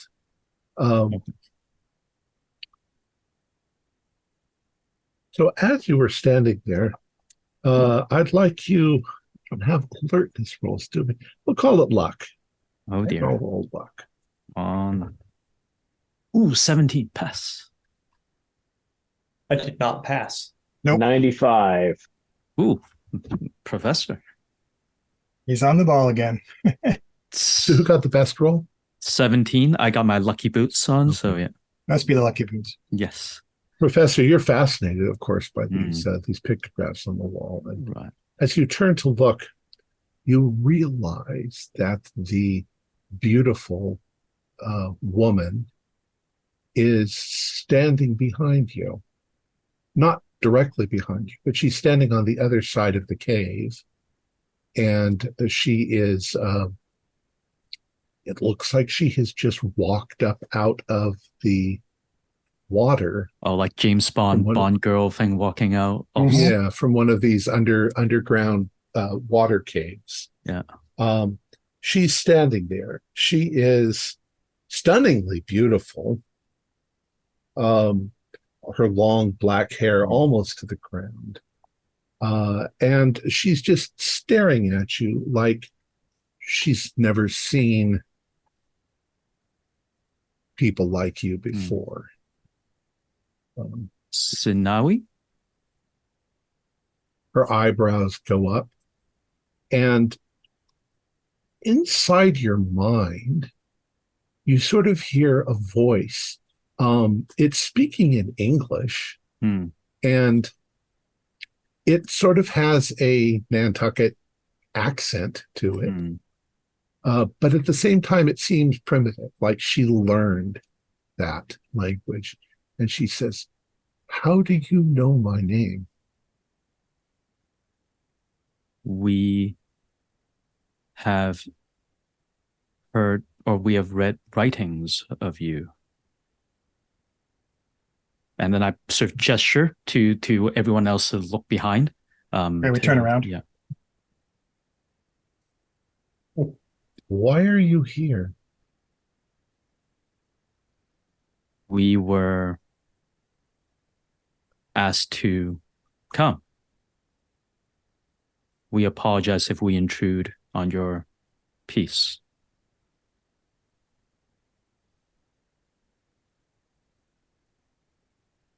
My name is Sharon. She looks at you. There's a look of obvious distrust in her eyes. And she just suddenly turns. And as she turns, she does a very graceful sort of dive back into the water. And bloop, bloop, she's gone. Now, Bruno? Let's cut topside. Well, did you tell her we have her great grand? That might not be a good idea. Let's get topside right now. Let's Yeah. get Did up. you not read the art? Let's talk Let's go. elsewhere, young man. Up. Yeah. A little harder to climb out than it was to climb in. Yeah. Climbing up a rope's not. Oh my so God. easy. That was But so you close. guys get out. You guys get out. You go down the stairs and you're crossing the Wasp again. Okay, Edward. You're up there with her. She has counted the silver, and the only thing she says to you at one point is, how can we get this off the island? How do you think? It's pretty heavy. Well, we'd need another boat. It shouldn't that be too might not hard. be so much of a problem if we can get it, but the monster's the problem. If we can get rid of the monster. But I also don't want anyone to know about the silver, especially if the Innsmouth folk are the ones who come to get us. It's rightfully yours. It's your. Yeah, the people in Innsmouth, they wouldn't see it that way. They would just kill us all and take it. How many bars are there? Let's say there's 24. 24. Well, each of us could easily, have like 4 bars in our possession. We could take it out for you that way. And the way I see it, this silver is rightfully yours. I mean, do we need a sack or a box or something? And that's going to look really suspicious, but I've got to figure out now. I don't think we'd need a sack or a box. If each one of us just simply put a couple bar, like a bar inside each of your coat pockets, the 6 of us could take it out for you. It should be no problem. All we need to do is get a boat. It's almost like she's not considering the fact that you guys would carry the silver for her out in her mind. She's trying to scheme away. She's like, we've got to hide it. Maybe we could hide it and then come back for it. But we've got to figure out how to get rid of that monster. Okay, well, definitely. Now, I never saw a monster, but I'm just taking your guy. Did you read this journal? I did not. A couple of the other gentlemen here that read it, but I don't know. I've not read it. Look, there was a woman, and the woman was my great-great-great-grandmother, and she basically killed my great-great-grandfather, but not before he got the baby to the land, and that baby was my great-grandfather, so I'm related. You understand? I understand. Okay. But the Innsmouth folk, they have old ways. They have things that, I mean, you and I might call them magic. I don't know if it's science or, if you don't understand it, it always seems like magic. Yeah. But they put that creature out there because,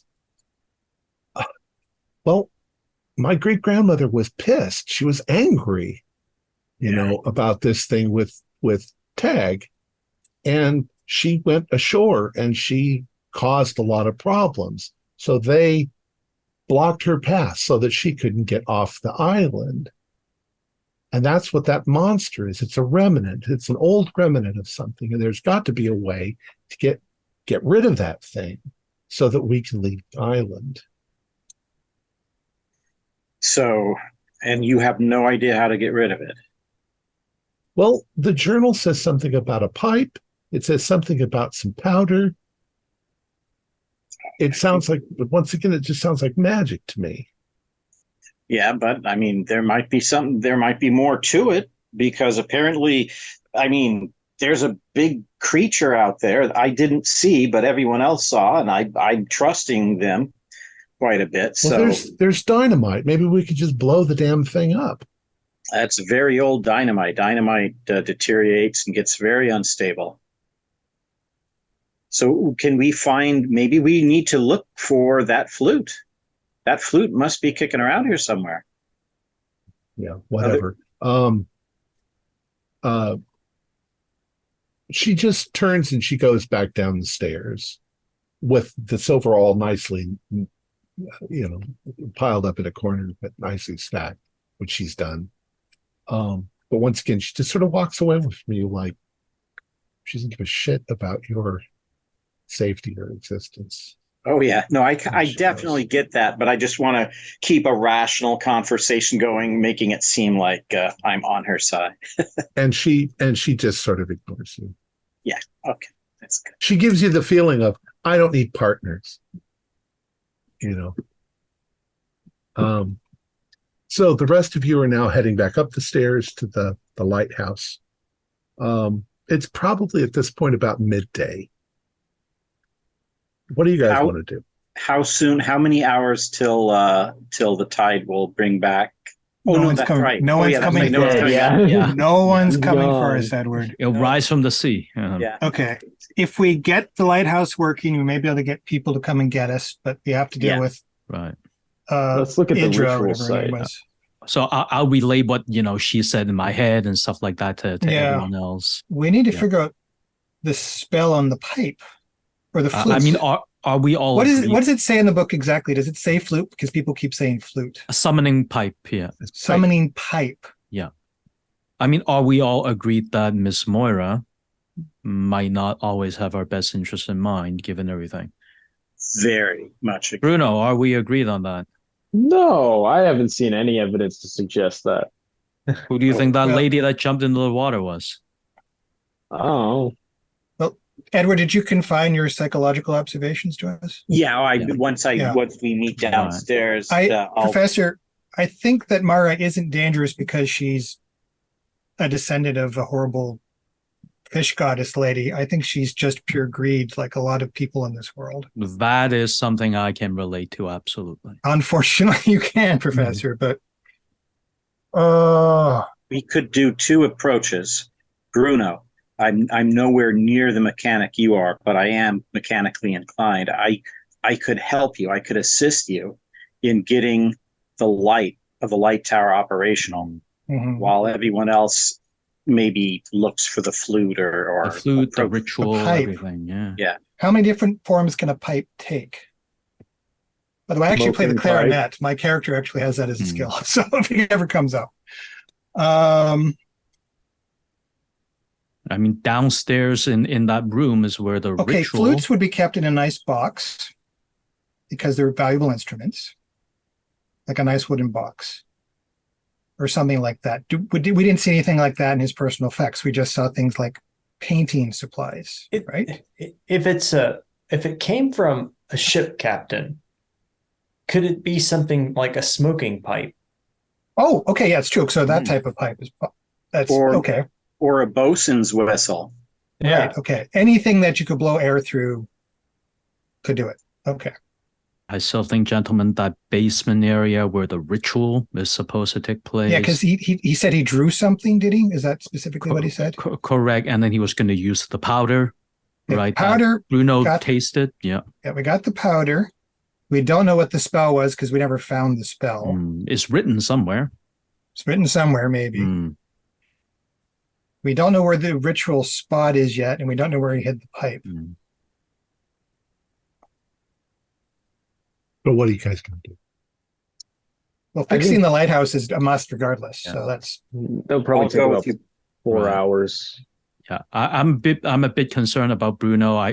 Do we know him to be a trusting type, or is this out of character for him to be so? I think he's smitten, but I think if you guys all trust each other, you guys know each other. I trust Bruno. I trust Bruno. I think but is he out of character to be so struck by? Like, is he so trusting of Moira versus us? Well, I think he. Oh, sorry. Yeah, he doesn't seem to be mesmerized in Okay. any way. His fascination with mechanical devices is right on target for Bruno. Okay. Yeah. Okay. I think it's just Remember the that effect time the that lady he has. completely took your car apart? Oh, And you came and Oh, that was impressive.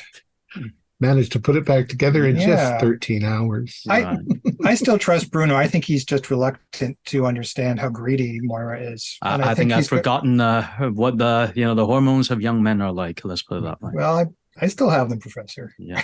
I know what they're like. We can talk sense into Bruno. Mhm. All right. All right. So, what you can Yeah. We need to figure out. Yeah. We need to figure out where the pipe is, and where the spell is, and where the ritual space is. Yeah. I'm gonna look at the basement ritual Okay. area. Yeah. Okay. I'll go with Bruno and assist. and you're trying to get the light back on. Okay. I texted him. It's going to take about 4 hours to fix the light. All right. So you guys go down into the basement and you start looking around. Like I said, it's very dusty and dirty. We'll say that up in the kitchen you managed to find a broom. It's pretty damaged for a broom. It's kind of rotted away, but it still works. And you start Should have sweeping. brought one of those vacuum cleaners. And They really as suck. you do, you can see that there was something painted on the floor in red paint. And you know that there was red paint because the middle of the building is red paint. So he had plenty of red paint. You also, looking around, you find, well, let's see who finds it. Why don't you guys do spot hiddens down in the basement? If you're there. Ooh, 000, so I fail. That's 100, so I failed completely. Regular failure. Yeah. Didn't Edward? get it. It just took us a long time to find to dust it up. Yeah. Maybe. So it takes you about an hour. You're sweeping the floor out. You're looking around the cracks and crevices of the room, and you do see something that sort of fell behind a barrel. And you pull it out, and it seems to be a piece of parchment paper that's wrapped around something hard in the middle. And when you unwrap it, what you find is a very, very bizarre looking sort of musical instrument. It's about 10 inches long and maybe a little more than maybe half an inch or a little wider than that. I wish Ed was here to take pictures and document this. Fascinating. Oh, wow. That is amazing. How could they make that? You're not quite sure what it's made of or how it's played. There don't seem to be any holes in it. It's maybe more like a whistle. But when you blow through it, it doesn't make any noise. It's just your air going through it. But the parchment, the parchment looks like this, and it matches the symbol on the floor. If we roll occult, would we be, does it make any sense at all, or is it just completely foreign? You've never seen anything like it before, but there's writing on it in Teg's writing. Summoning the Great Piper is Pal Magri. Place pipe in box. Begin chant. When pipe rises, grasp. Continue chanting until servitor manifests. Switch to binding chant. Once bound, servitor will obey your command and then leave. But it may return later to extract payment for its services. And then the chant is written out. I'm not going to read that aloud in case something happens. Good thinking, young man. And I'm not reading the second part out loud in case something happens. Okay. Place pipe in box. Well, there is a rectangular area. A box drawn in the pentagram. Okay. Great. Good. Right. Well, does it mention the powder at all? It doesn't mention the powder, yeah. So how's the powder to be used? Maybe you throw it. Better than eating it. Well, but let us consider. Tag was planning on using this ritual against The priestess. against Senawi. Against Sanawi, yes. Right, not the sea monster. No, against Sanawi. Right. Well, based on Tag's journal, it seems like Sanawi and the sea monster had some kind of reciprocal relationship, not hostile, actually. Right. Then why would anyone summon the Kraken? So the Kraken is not Idra. No, but that says servitor, not Kraken, right? Correct. So is summoning something to defeat Senawi separate and apart from Idra or the monster? I'm thinking that because the priestess or the native lady or the fish lady or whatever the heck she is probably brings the monster, right? Wasn't that what we saw in the frescoes? For Idra, yes. Idra brings Idra. So if we deal with her, then we don't have to deal with the monster because we've dealt with the monster's handler. Right, but the story doesn't match up if. So so I'm assuming Ed told us what Moira said about the story. Why would the Innsmouth folks be able to bind Senawi here using Idra if Idra and Senawi are partners in crime? Like that thing out there is not Idra. Some of the facts aren't lining up. Somebody's got a wrong idea. Either the lighthouse keeper does, or she's got the wrong idea. You want to roll an idea? Sure. Yeah, it's just to keep you unbounded. Ooh, pass. Pass. Yeah, we're both smart people. Yep, that's what we do. So putting the statements all together, it would seem that Sinawe, this was her island, and Teg came here. They fell in love. She got pregnant and had a baby, and then she violently killed Teg. She caused a storm. He went out to her, and he was wiped out.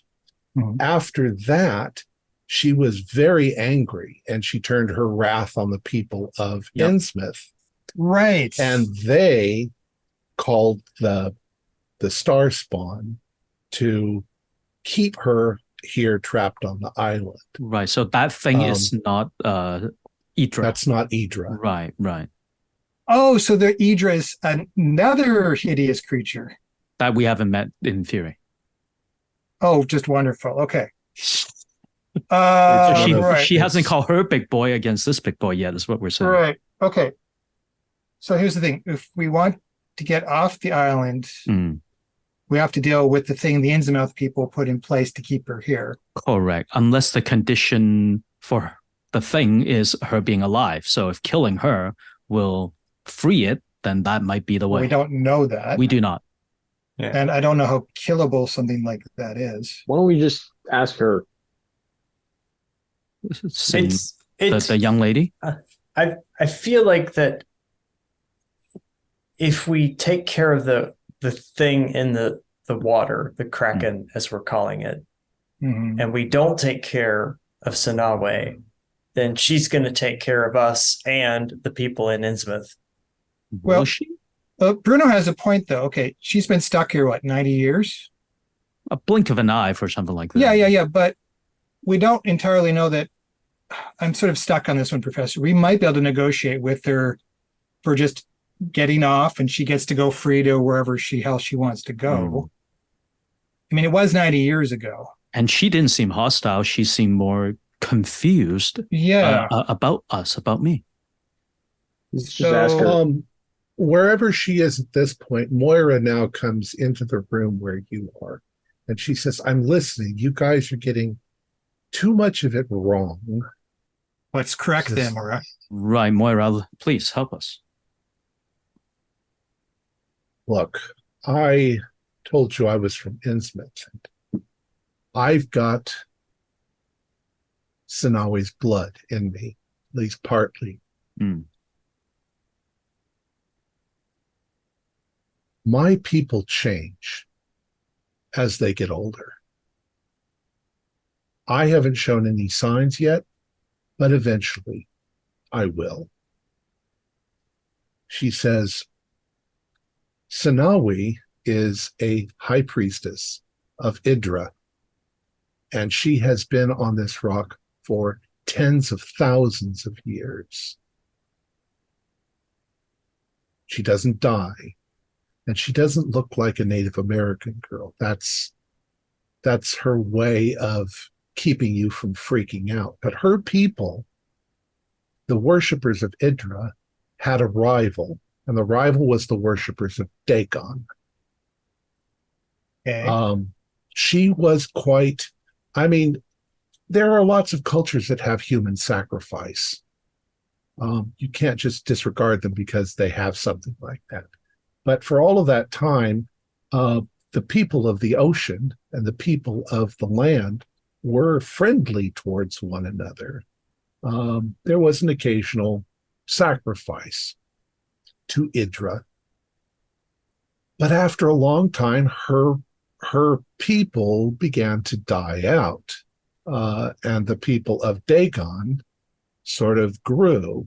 And after thousands of years, there were just not that many worshippers of Idra. So she went to sleep.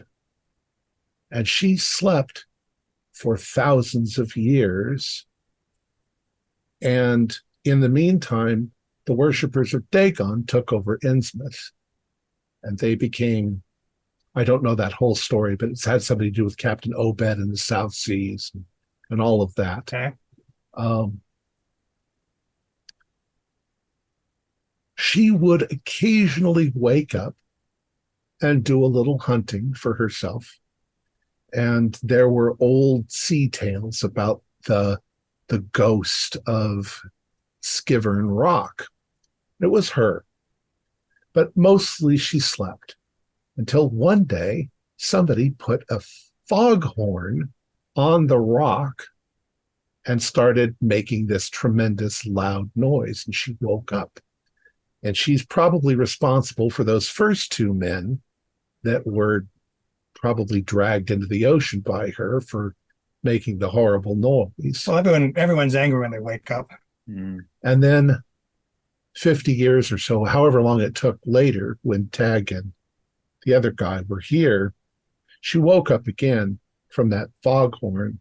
Mm-hmm. But this time she was more curious.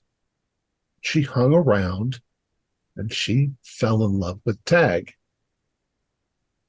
And together, I guess together, maybe not so together if you read that journal, she continued to worship Idra in the hopes of maybe reawakening the cult. And then you know what happens after that. The people of Innsmouth and their Dagon worshippers are far more violent and cruel than the Idras. So all she wants now is to get rid of that creature that's bound her here, and she'll go off and she'll try to reestablish pleasant relations with the humans. That's what her goal was all along, because that's what Idra wants. And she told you all this when you went to the cave?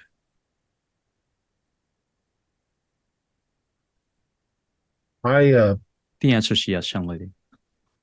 No, it's more than that. You see, I've been having dreams. I've been dreaming about Sanawi most of my life.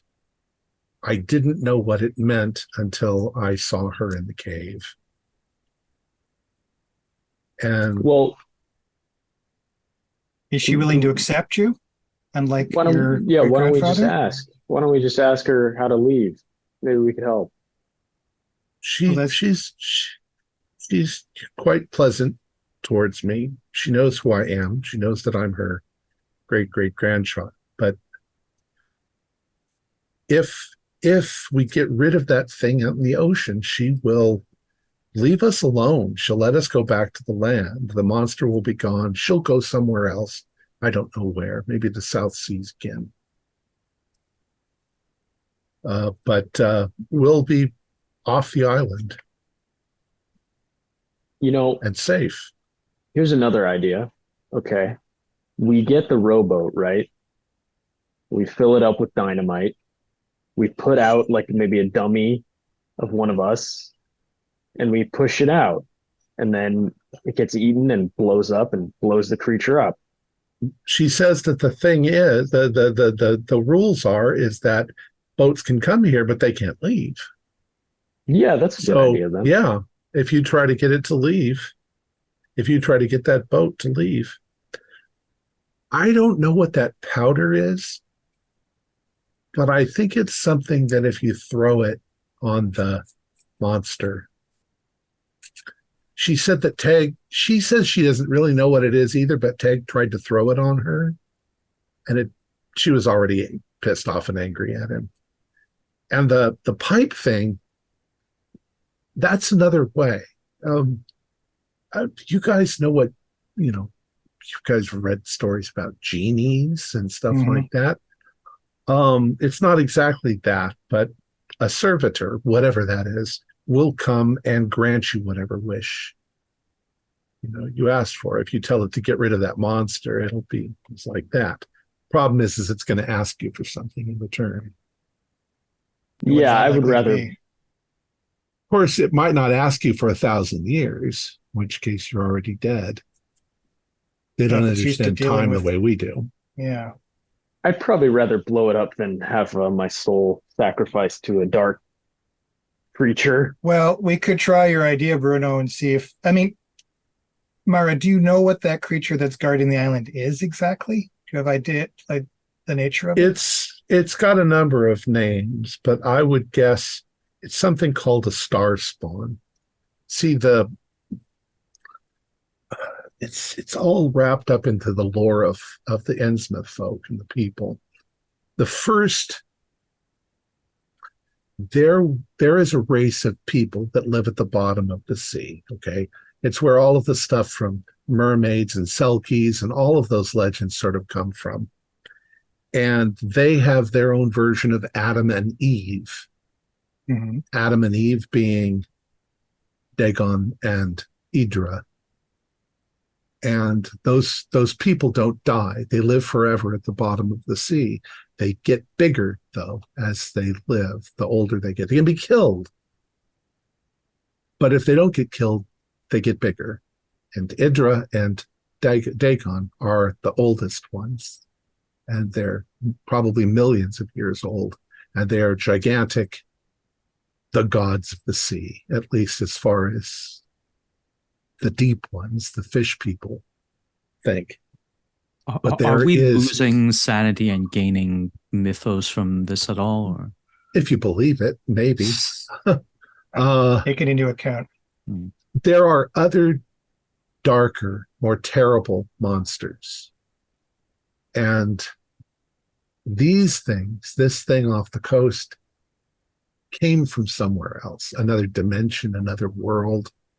Oh, like Charles writes about. And it looks like its father, male, female, father, mother, don't make any sense in this world, but call it father. And I can't even say his name out loud. It's considered extremely dangerous and bad luck to say it out loud. But that's what that thing is. So can it be killed with rules? Can it be killed with a bunch of dynamite is the question. I don't know. It doesn't follow the same rules as we do. It's not composed of the same substances as we are. Fire might hurt it, but then again, it's popped up out of the ocean. It's going to be completely wet. You could try. So we think that the pipe does one thing along with the ritual to call this creature, and this creature can grant us a wish to whisk us away. I suppose an alternative thing would be to get in the dinghy with that powder, and when the thing comes for you, throw the powder on it. Doesn't mean you're not going to be crushed or destroyed. I mean, if the genie grants us any wish, why do we need to wish for anything except for us to be home, separate and apart from this Senawi. Well, I didn't really. It's not really a genie. It can do a task for you. And if you ask it, it's still going to probably ask you for something in return. Where's Dewey and now? It ain't going to ask you Dewey's listening. But, okay. Yeah. Let's just try blowing it up. If that doesn't work, we'll go back to the drawing board. Let's also put some of that canned food there, because if the explosion doesn't do it, maybe food poisoning will. Okay, so we're going to have to just kind of push it out off the dock with the dynamite. How are we going to set it off? Unless someone's in the dinghy's just going to keep on getting shoved back into the island. The dinghy doesn't have a motor, right? It has to be rowed. Yeah, it has to be rowed. You shove it out into the ocean, it's not going anywhere. It's not like still water. That'll just, it'll come back and then blow our dock. Yeah, exactly.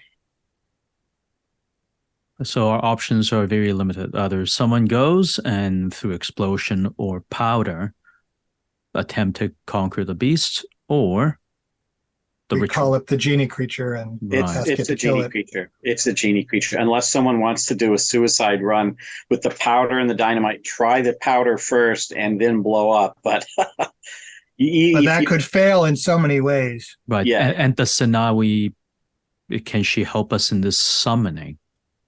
No. Maybe if she's like a super powerful ocean person, why don't we just ask her to send the boat out for us? Oh yeah, she could just push the water. Control the currents. Yeah, right. She could push the water along. We still have to set off the dynamite, though. That's fine. It's impact sensitive as well, so it'll blow up if the thing just breaks it up. Yeah, it's dynamite. Dynamite that's why it's so dangerous. Yeah, it's not TNT. It's old dynamite, which means it's very unstable. So a heavy impact should set it off. It would, yeah. Moira says, "Look, we don't have very long. We're not supposed to be here, and that thing might just wipe the island clean if we don't hurry." I mean, aren't there rules? You said people can come but not leave, so why would it? I don't know. This is all weird magic. So let's just ask her. Let's go into the cave, ask her to send the boat out. We'll send the boat out with the dynamite, blow it up, signal for help with the flare. There, get out. Perfect. I'm not sure that would be a good idea. See, I don't think that she's going to make a bargain with us unless we take care of the problem. If she thinks that she has to take care of the problem, then she might just get rid of us all. She's just sending water to the back of the dinghy. Is that such a great ask? If she doesn't control water, she controls storm. She can make a storm, but she can't make it wash the boat where she wants it to go. We might shit. Deal. Let's make the deal. Okay, let's make the deal then. We'll make the deal. We'll be fine. Okay, now do we still need to get the lighthouse going so we can get help? Yes, because even if we are free, we'll have no way to get back to land. So we need to do the ritual. We need to get the lighthouse working. So okay. Bruno, you might as well work on the lighthouse. What? Yeah. Sorry. Moira looks kind of panicked at that moment, and she says, "But we don't want the Innsmouth people. Wait until we've driven the creature away, and then decide. Maybe once Sanawe is freed, maybe she'll be able to help us get to where we want to go." She only controls storm, as you just said. Boat. Yes, but she could push the boat at that point. She could push it all the way to Newburyport if we wanted her to. Yeah, because she's like a big ocean monster, so she could probably just grab it and take it along. No, she's not much bigger than you've seen. If you've seen her. Okay. I'd like to know that she was agreeing to do that before we get rid of the monster, because then we're stuck if she decides not to help us. I mean, we'll be at an impasse. One of us has to make a goodwill gesture, I suppose. Well, I'm just trying to way, find let's- the best option before we make an ultimate decision. Once we light the lighthouse, I'm sure that people from Innsmouth would come this direction. And they'll get here before anyone else. I mean, what would be And the if they harm? find out about that silver, they'll kill us all for that silver. That seems plausible. Yeah. Okay, let's do the ritual then. Yeah. Oh yeah. Ritual all the way. So, okay. But we're not going to get the priestess's agreement that if we do this, that she'll get us. Perhaps home Miss Moira, safely? you can go and talk to your great grandmother. We'd like to know that if we're going to do communicate. this, it's going to work out. Yeah. Because I'll if go we're talk forced, to her. Okay, right. thank you. Okay. And So does she Moira go leaves. off? Yeah. All right, gentlemen. I think there is, of course, risk in us being stabbed in the back, yeah, I don't know. screwed by a genie, eaten by a sea monster, and maybe just shot by Moira. She does have a gun. Yeah, but we have guns too. I don't really care about Yeah. that. That silver powder or that copper powder, if it is effective, as Mr. Tag believes, it might be a good insurance policy. It didn't in work case- against. It didn't work against the priestess lady. Well, though. we know it didn't work against Bruno, so. Yeah, it doesn't seem very dangerous to me. Well, okay. I feel fine. If the We could coat servitor, ourselves in it. And then just hug it. So, yeah, like Oh, like it if they doesn't touch sound- us. Let's just do the fucking I- ritual. Yeah. okay, if the servitor follows rules, I trust it more than people that might just lie to us, Mm. right? So that is a good bet to get rid of the thing out there. It's just, can we get this priestess lady to agree to take us home? Okay. We'll have to be very Um, specific in our wording. So you've got the stuff in the basement already kind of set up. You've swept it off. You see the ritual. If we were not pressed for time, I would have you guys actually do the ritual and chant the chant and Oh, try to sorry. decipher the handwriting. oh, Fortunately, or Yeah. yeah. oh yeah, the old Crowley thing. Yeah. So you go down into the basement and you set the pipe lengthwise in the box. You stand over towards the side and you begin to chant. You chant it maybe 20 times, so you're kind of wondering if anything is going to happen.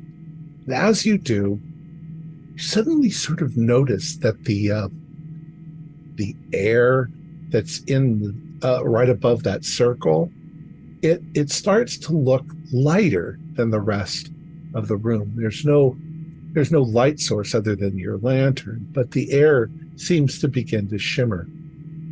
And it begins to get brighter and brighter as you're doing this. And you feel that something is materializing there. And the light begins to sort of scintillate various colors. It starts to get brighter. Edward, it starts to look like the sun through your camera when it gets those strange globes of color around it. And you can feel the air almost crackling, and it smells like ozone. And just as you finish the 20th time repeating through it, this thing appears, and it's glowing, and it's bright, and it's scintillating. You can all do sanity rolls. Absolutely. Oh, 29. Oh, can I take a picture then? 46 07. pass. What do we lose if we don't make it? If you don't make it, do a 1d6. If you Okay, do it's make it, not as bad. 4. Okay. Oh, that's not so bad. It's actually kind of pretty in a way. Edward, when your camera clicks, it shatters. No. I mean, literally into pieces to the floor. This voice, and the voice sounds like like thunder. It's not as deafening as thunder, but it's as if the mountains were speaking, as if it's as if God is speaking to Moses. It's this deep rumbling voice, and it's basically says, why have you summoned me? What do you want? We're looking at the professor, actually, myself. But, okay, go ahead, Bruno. We have come to bargain, servitor. We have come to bargain. Tell me what you want. Do you know of the creature circling this island, blocking anyone from entering and leaving? The Starspawn. Yes. You know of it. Do you have power over it? What do you want? What do you want to happen? Give us a moment. All right, guys, and then we huddle. All right, what do we want it to do? To get rid of it. We have to be specific. Rid is a very... Kill it. Destroy it. Utterly. Annihilate it from the face of the earth and the universe and the galaxy. Do we want where it came from? Okay, so we have came from, we have destroyed, gentlemen. Or we could circumvent it altogether and ask to simply be safely returned to shore. Have we thought about telling this thing to just take the 5 of us home? Let's do that. Yeah, sure. And maybe... And leave Moira. Well, and Dewey. Moira. And the 6 Dewey, of us, yeah. Yeah. Let's take Moira as well, of course. Not going to remove the monster. It's not a bad idea, Professor. If we don't want to disrupt any ecosystem. It seems like the monster and, But Moira will just come back. She won't let this go. Well, she wants the silver. Yeah. But then that's her own problem to deal with. If we spite her now, I don't think she will look upon us kindly. Remember, you mentioned that she shot the other gentleman. Or how about this? Ask to have the star spawn be put to sleep for a year. That'll give us time to get away. Yeah. Then it can come back and recreate that. No, right, because but the Sanawi would be gone. Sanawi will leave, and then the star spawn will be a threat to anyone else. What's wrong with that? I thought normal people will be killed by it. Yeah, I thought that you don't want to leave it in place. It's going to be a threat. I thought Sanawi was chill, though. I thought she was like a chill person. I mean, she demanded that you not read the books, all the sacrifices year on year, 20, 30, 40, 50 people to Hydra. Well, Idra or whatever. Idra, yeah. Yeah. I don't really care. I just care about us getting out. That's what I mean, young man. We can just have the 5 of us, well, 6 Dewey over there, get back. Miss Moira, I'll put it to a vote. Do you want us to include Miss Moira in this, I suppose? Well, if we just get back safely, then the star spawn is still here killing. How many people come to this given rock? Look at how much effort it took for us to find. Right? Even Dewey mentioned, right? Dewey, that, they said they avoided it. Yeah, they avoided. This is the safe already. Whereas you let loose Sanawi or the Starspawn or even Moira, what damage can that cause, Mr. Coburn? Could we, if the thing can take Moira, can it take the silver as well? Just say, take the silver, take Moira, and take us. And that is a very... Actually, that would make Moira happy. I think she just wants the money. If we can do that... let's just do that. If we can't... Well, it's bargaining, Professor. Right. You need to negotiate and see what it's willing to do. Fair enough. Then we'll need to ask for more and work our way back then. So, bargaining. See what you can bargain all for. Right. There you go. All right. All right, so we're done huddling. Apologies for that. We are ready to bargain. What is your price in order to take the 7 of us, our 6 here and the young lady upstairs, all the silver on this island back to Newport in this time in this dimension. What And will alive. you ask for? And Alive and sound and whole and complete. What will you bargain or ask for it? Great servitor. 7 lives, 7 favors. 7 lives for 7 favors. Would it be scalable? Like if we do 5, is it still 5 favors? Yes. Well, each person would owe a favor, probably. You'd think. Would that be- Okay, so it's a not. deal. My favors. I don't know when I'll come back for them, but saving your life will cost you what is worth a life. I've heard that from various mobsters too, that we will owe a favor. All right, so do we need consent from all parties before we enact this, or can I speak on behalf of people not here? Like, they will owe you a favor, or will I owe you too? You summoned me. I'll owe all 7. You command them. Okay, so it sounds like I might end up owing all 7, and that is a price that is a horrible bargain, but one we must No, take. Professor, we all get 1 each. Maybe No, somebody of because us- we have no power of attorney or power to negotiate. I on don't behalf think of that Dewey, nor for Miss Moira. I don't necessarily think that this creature operates under the laws of the United States government. I think It's that it'll contract just, law. If we can't have I think it'll just contracts, apply the favor to them. the laws of bartering are absolute, young man. The laws of the market do not apply to space demons. It asks for a favor, is already conducting commerce and economy. Anyways, I digress. Okay, creature, yes, I will take that bargain. Take the 7 of us and all the silver on this island in, a usable form, ingots preferably, safe and sound, back to Newport, and you shall have your 7 favors.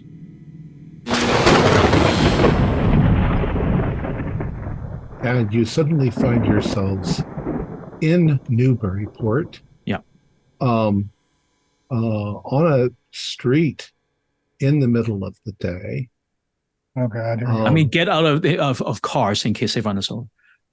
In the street in the middle of the day, and Moira is there with you, and a absolutely horrifying looking frog fish woman who suddenly screams, and car horns honk, and people screech on their brakes, and people start screaming.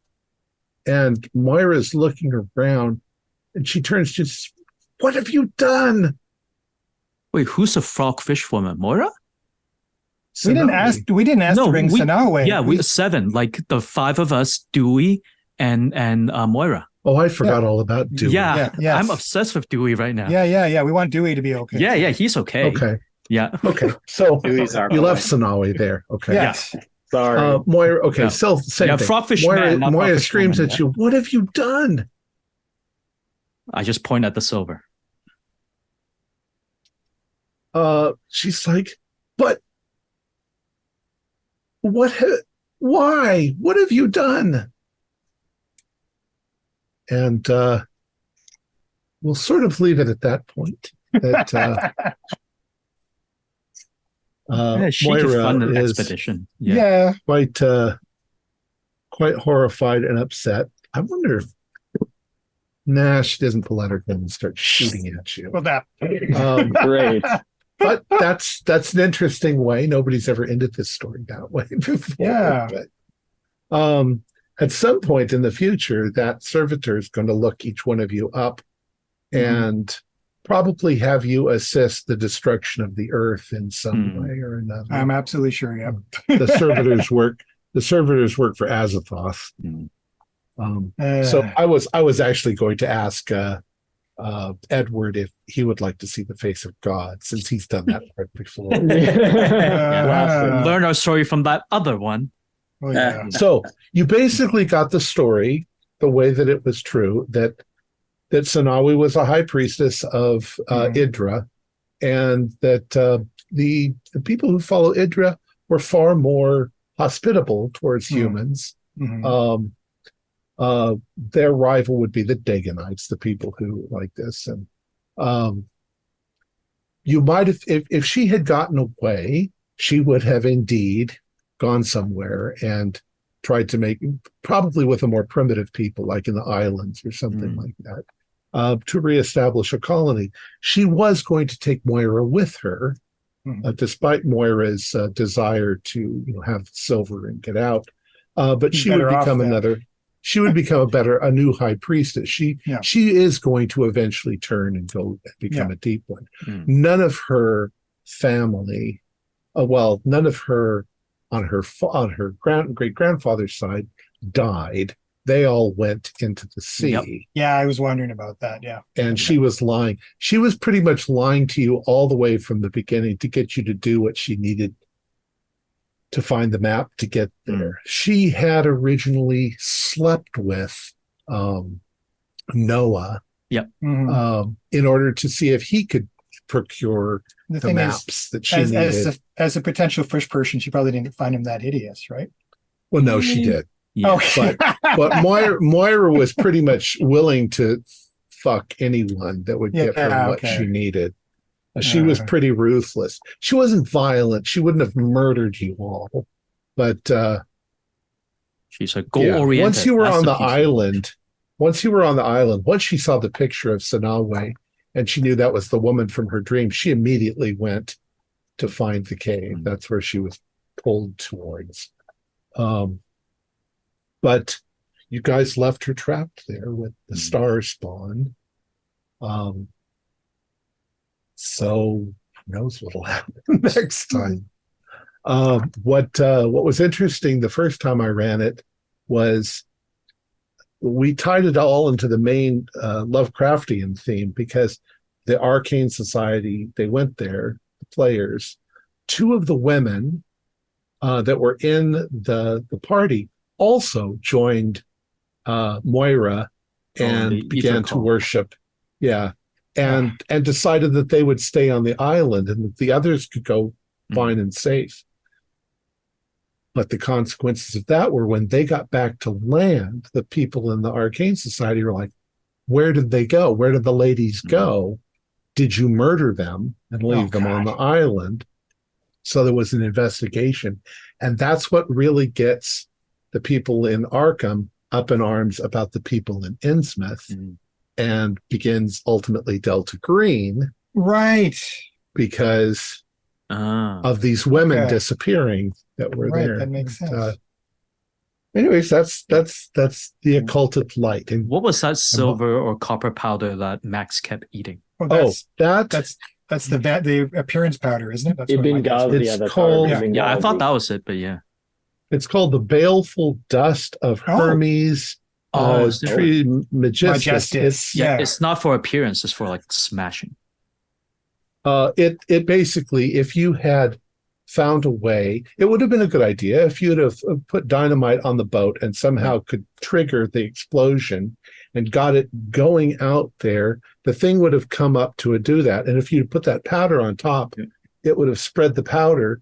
The thing would have gone away. That could have worked. Could have done it in.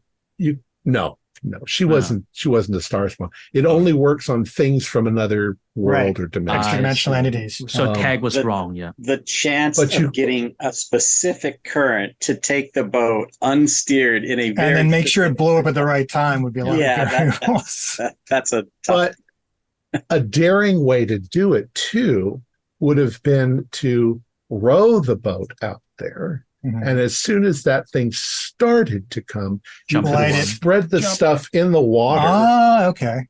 And when the thing came up through it, it would have been banished by the... So I think we could have coated Dewey in it and then just feed Dewey to the thing. No, Dewey. He's like the most underused MP. We could have had him make the bargain on our behalf. He could have taken all the silver. He's useful. When you think about it, although it's kind of brutal, it's a love story. Yes, no, it totally is. Right. Totally is. And the only thing it's a family story. The only thing I really didn't count on was that that Julian would choose the last name Bard. And I had all of these Shakespeare quotes through here that he keeps saying, you're the Bard of Avon, the Bard. Oh, I was thinking, oh no, they're going to go, wait, Bard? Is this David's somehow tied into it? There's well done.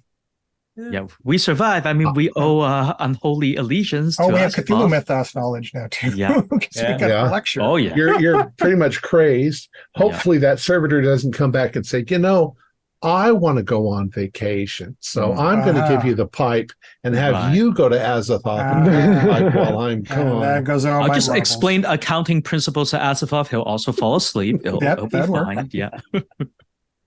Yeah, it's a fun story. I did have a picture of the star spawn or the star spawn. That's what it looks like. Yeah. Oh, classic. Yeah, that would have been nasty. Classic. Looks very much like Cthulhu. Oh, they're throwing the powder on it. You can see all the sparkly bits. Yeah, he's huge. Jeez. Yeah. How the hell did they chuck the powder that far onto the thing? I think that's supposed to be like the universe. Oh, okay. I thought that was powder. It would have worked if you could have gotten in multiple. You didn't have multiple boats, but if you could have gotten out there the second it comes up, if you have that thing in packets, it actually had the rockets. 8 doses. Yeah. So as long as the stuff gets on the star spawn, it's banished. Could have used the bottle rockets or whatever we had. Yeah. The rockets might have worked. You're right. Yeah. The original story names the priestess Sedna, but I thought it was more fun to call her Sanawi. I wanted to find a sort of a Nantucket Indian name. That was good. And it, of course, also uses the word Hydra, but I've never liked naming after Bacon Greek and monster. Hydra. Yeah. Right. Because it sounds like Greek mythology. Yeah. And the Greeks wouldn't pronounce it Hydra anyway, they'd pronounce it Idra. Yeah. Mm-hmm. So I thought that was cooler. Yeah, that works. And we never got to this stuff, but there is a secret history. The city off the coast there is Ihothle. Yeah. Oh yeah. At the bottom of the sea. And of course, eventually they take a submarine and torpedo it. It's cool. Cool. All right, wrap up. Yeah. Do you need to do the closing? Right. Yeah. You're still recording. The closing. Our players included Billy Chong, Troy Lehman, Stuart Lively, Max Meltzer, and Julian Arbo, with myself as the keeper of the arcane lore. We have a Discord server where you can chat with other members. You can set up private games. You can learn the finer arts of gameplay and game mastering. We provide audio-only versions of our shows free for you to download from Podbean, Spotify, or iTunes. If you'd like to help support our show, please visit our Patreon account. Just $1 a month helps us a lot. Like, share, and subscribe to our channel, and punch the bell icon for updates on our latest shows. And leave us some comments. We enjoy reading them and answer any questions you might have. This is Thom Raley, together with all the members of our gaming club, inviting you to journey with us once again into the darkness for another adventure into the universe of H.P. Lovecraft and the Call of Cthulhu role-playing game. Until next time, good luck, good gaming.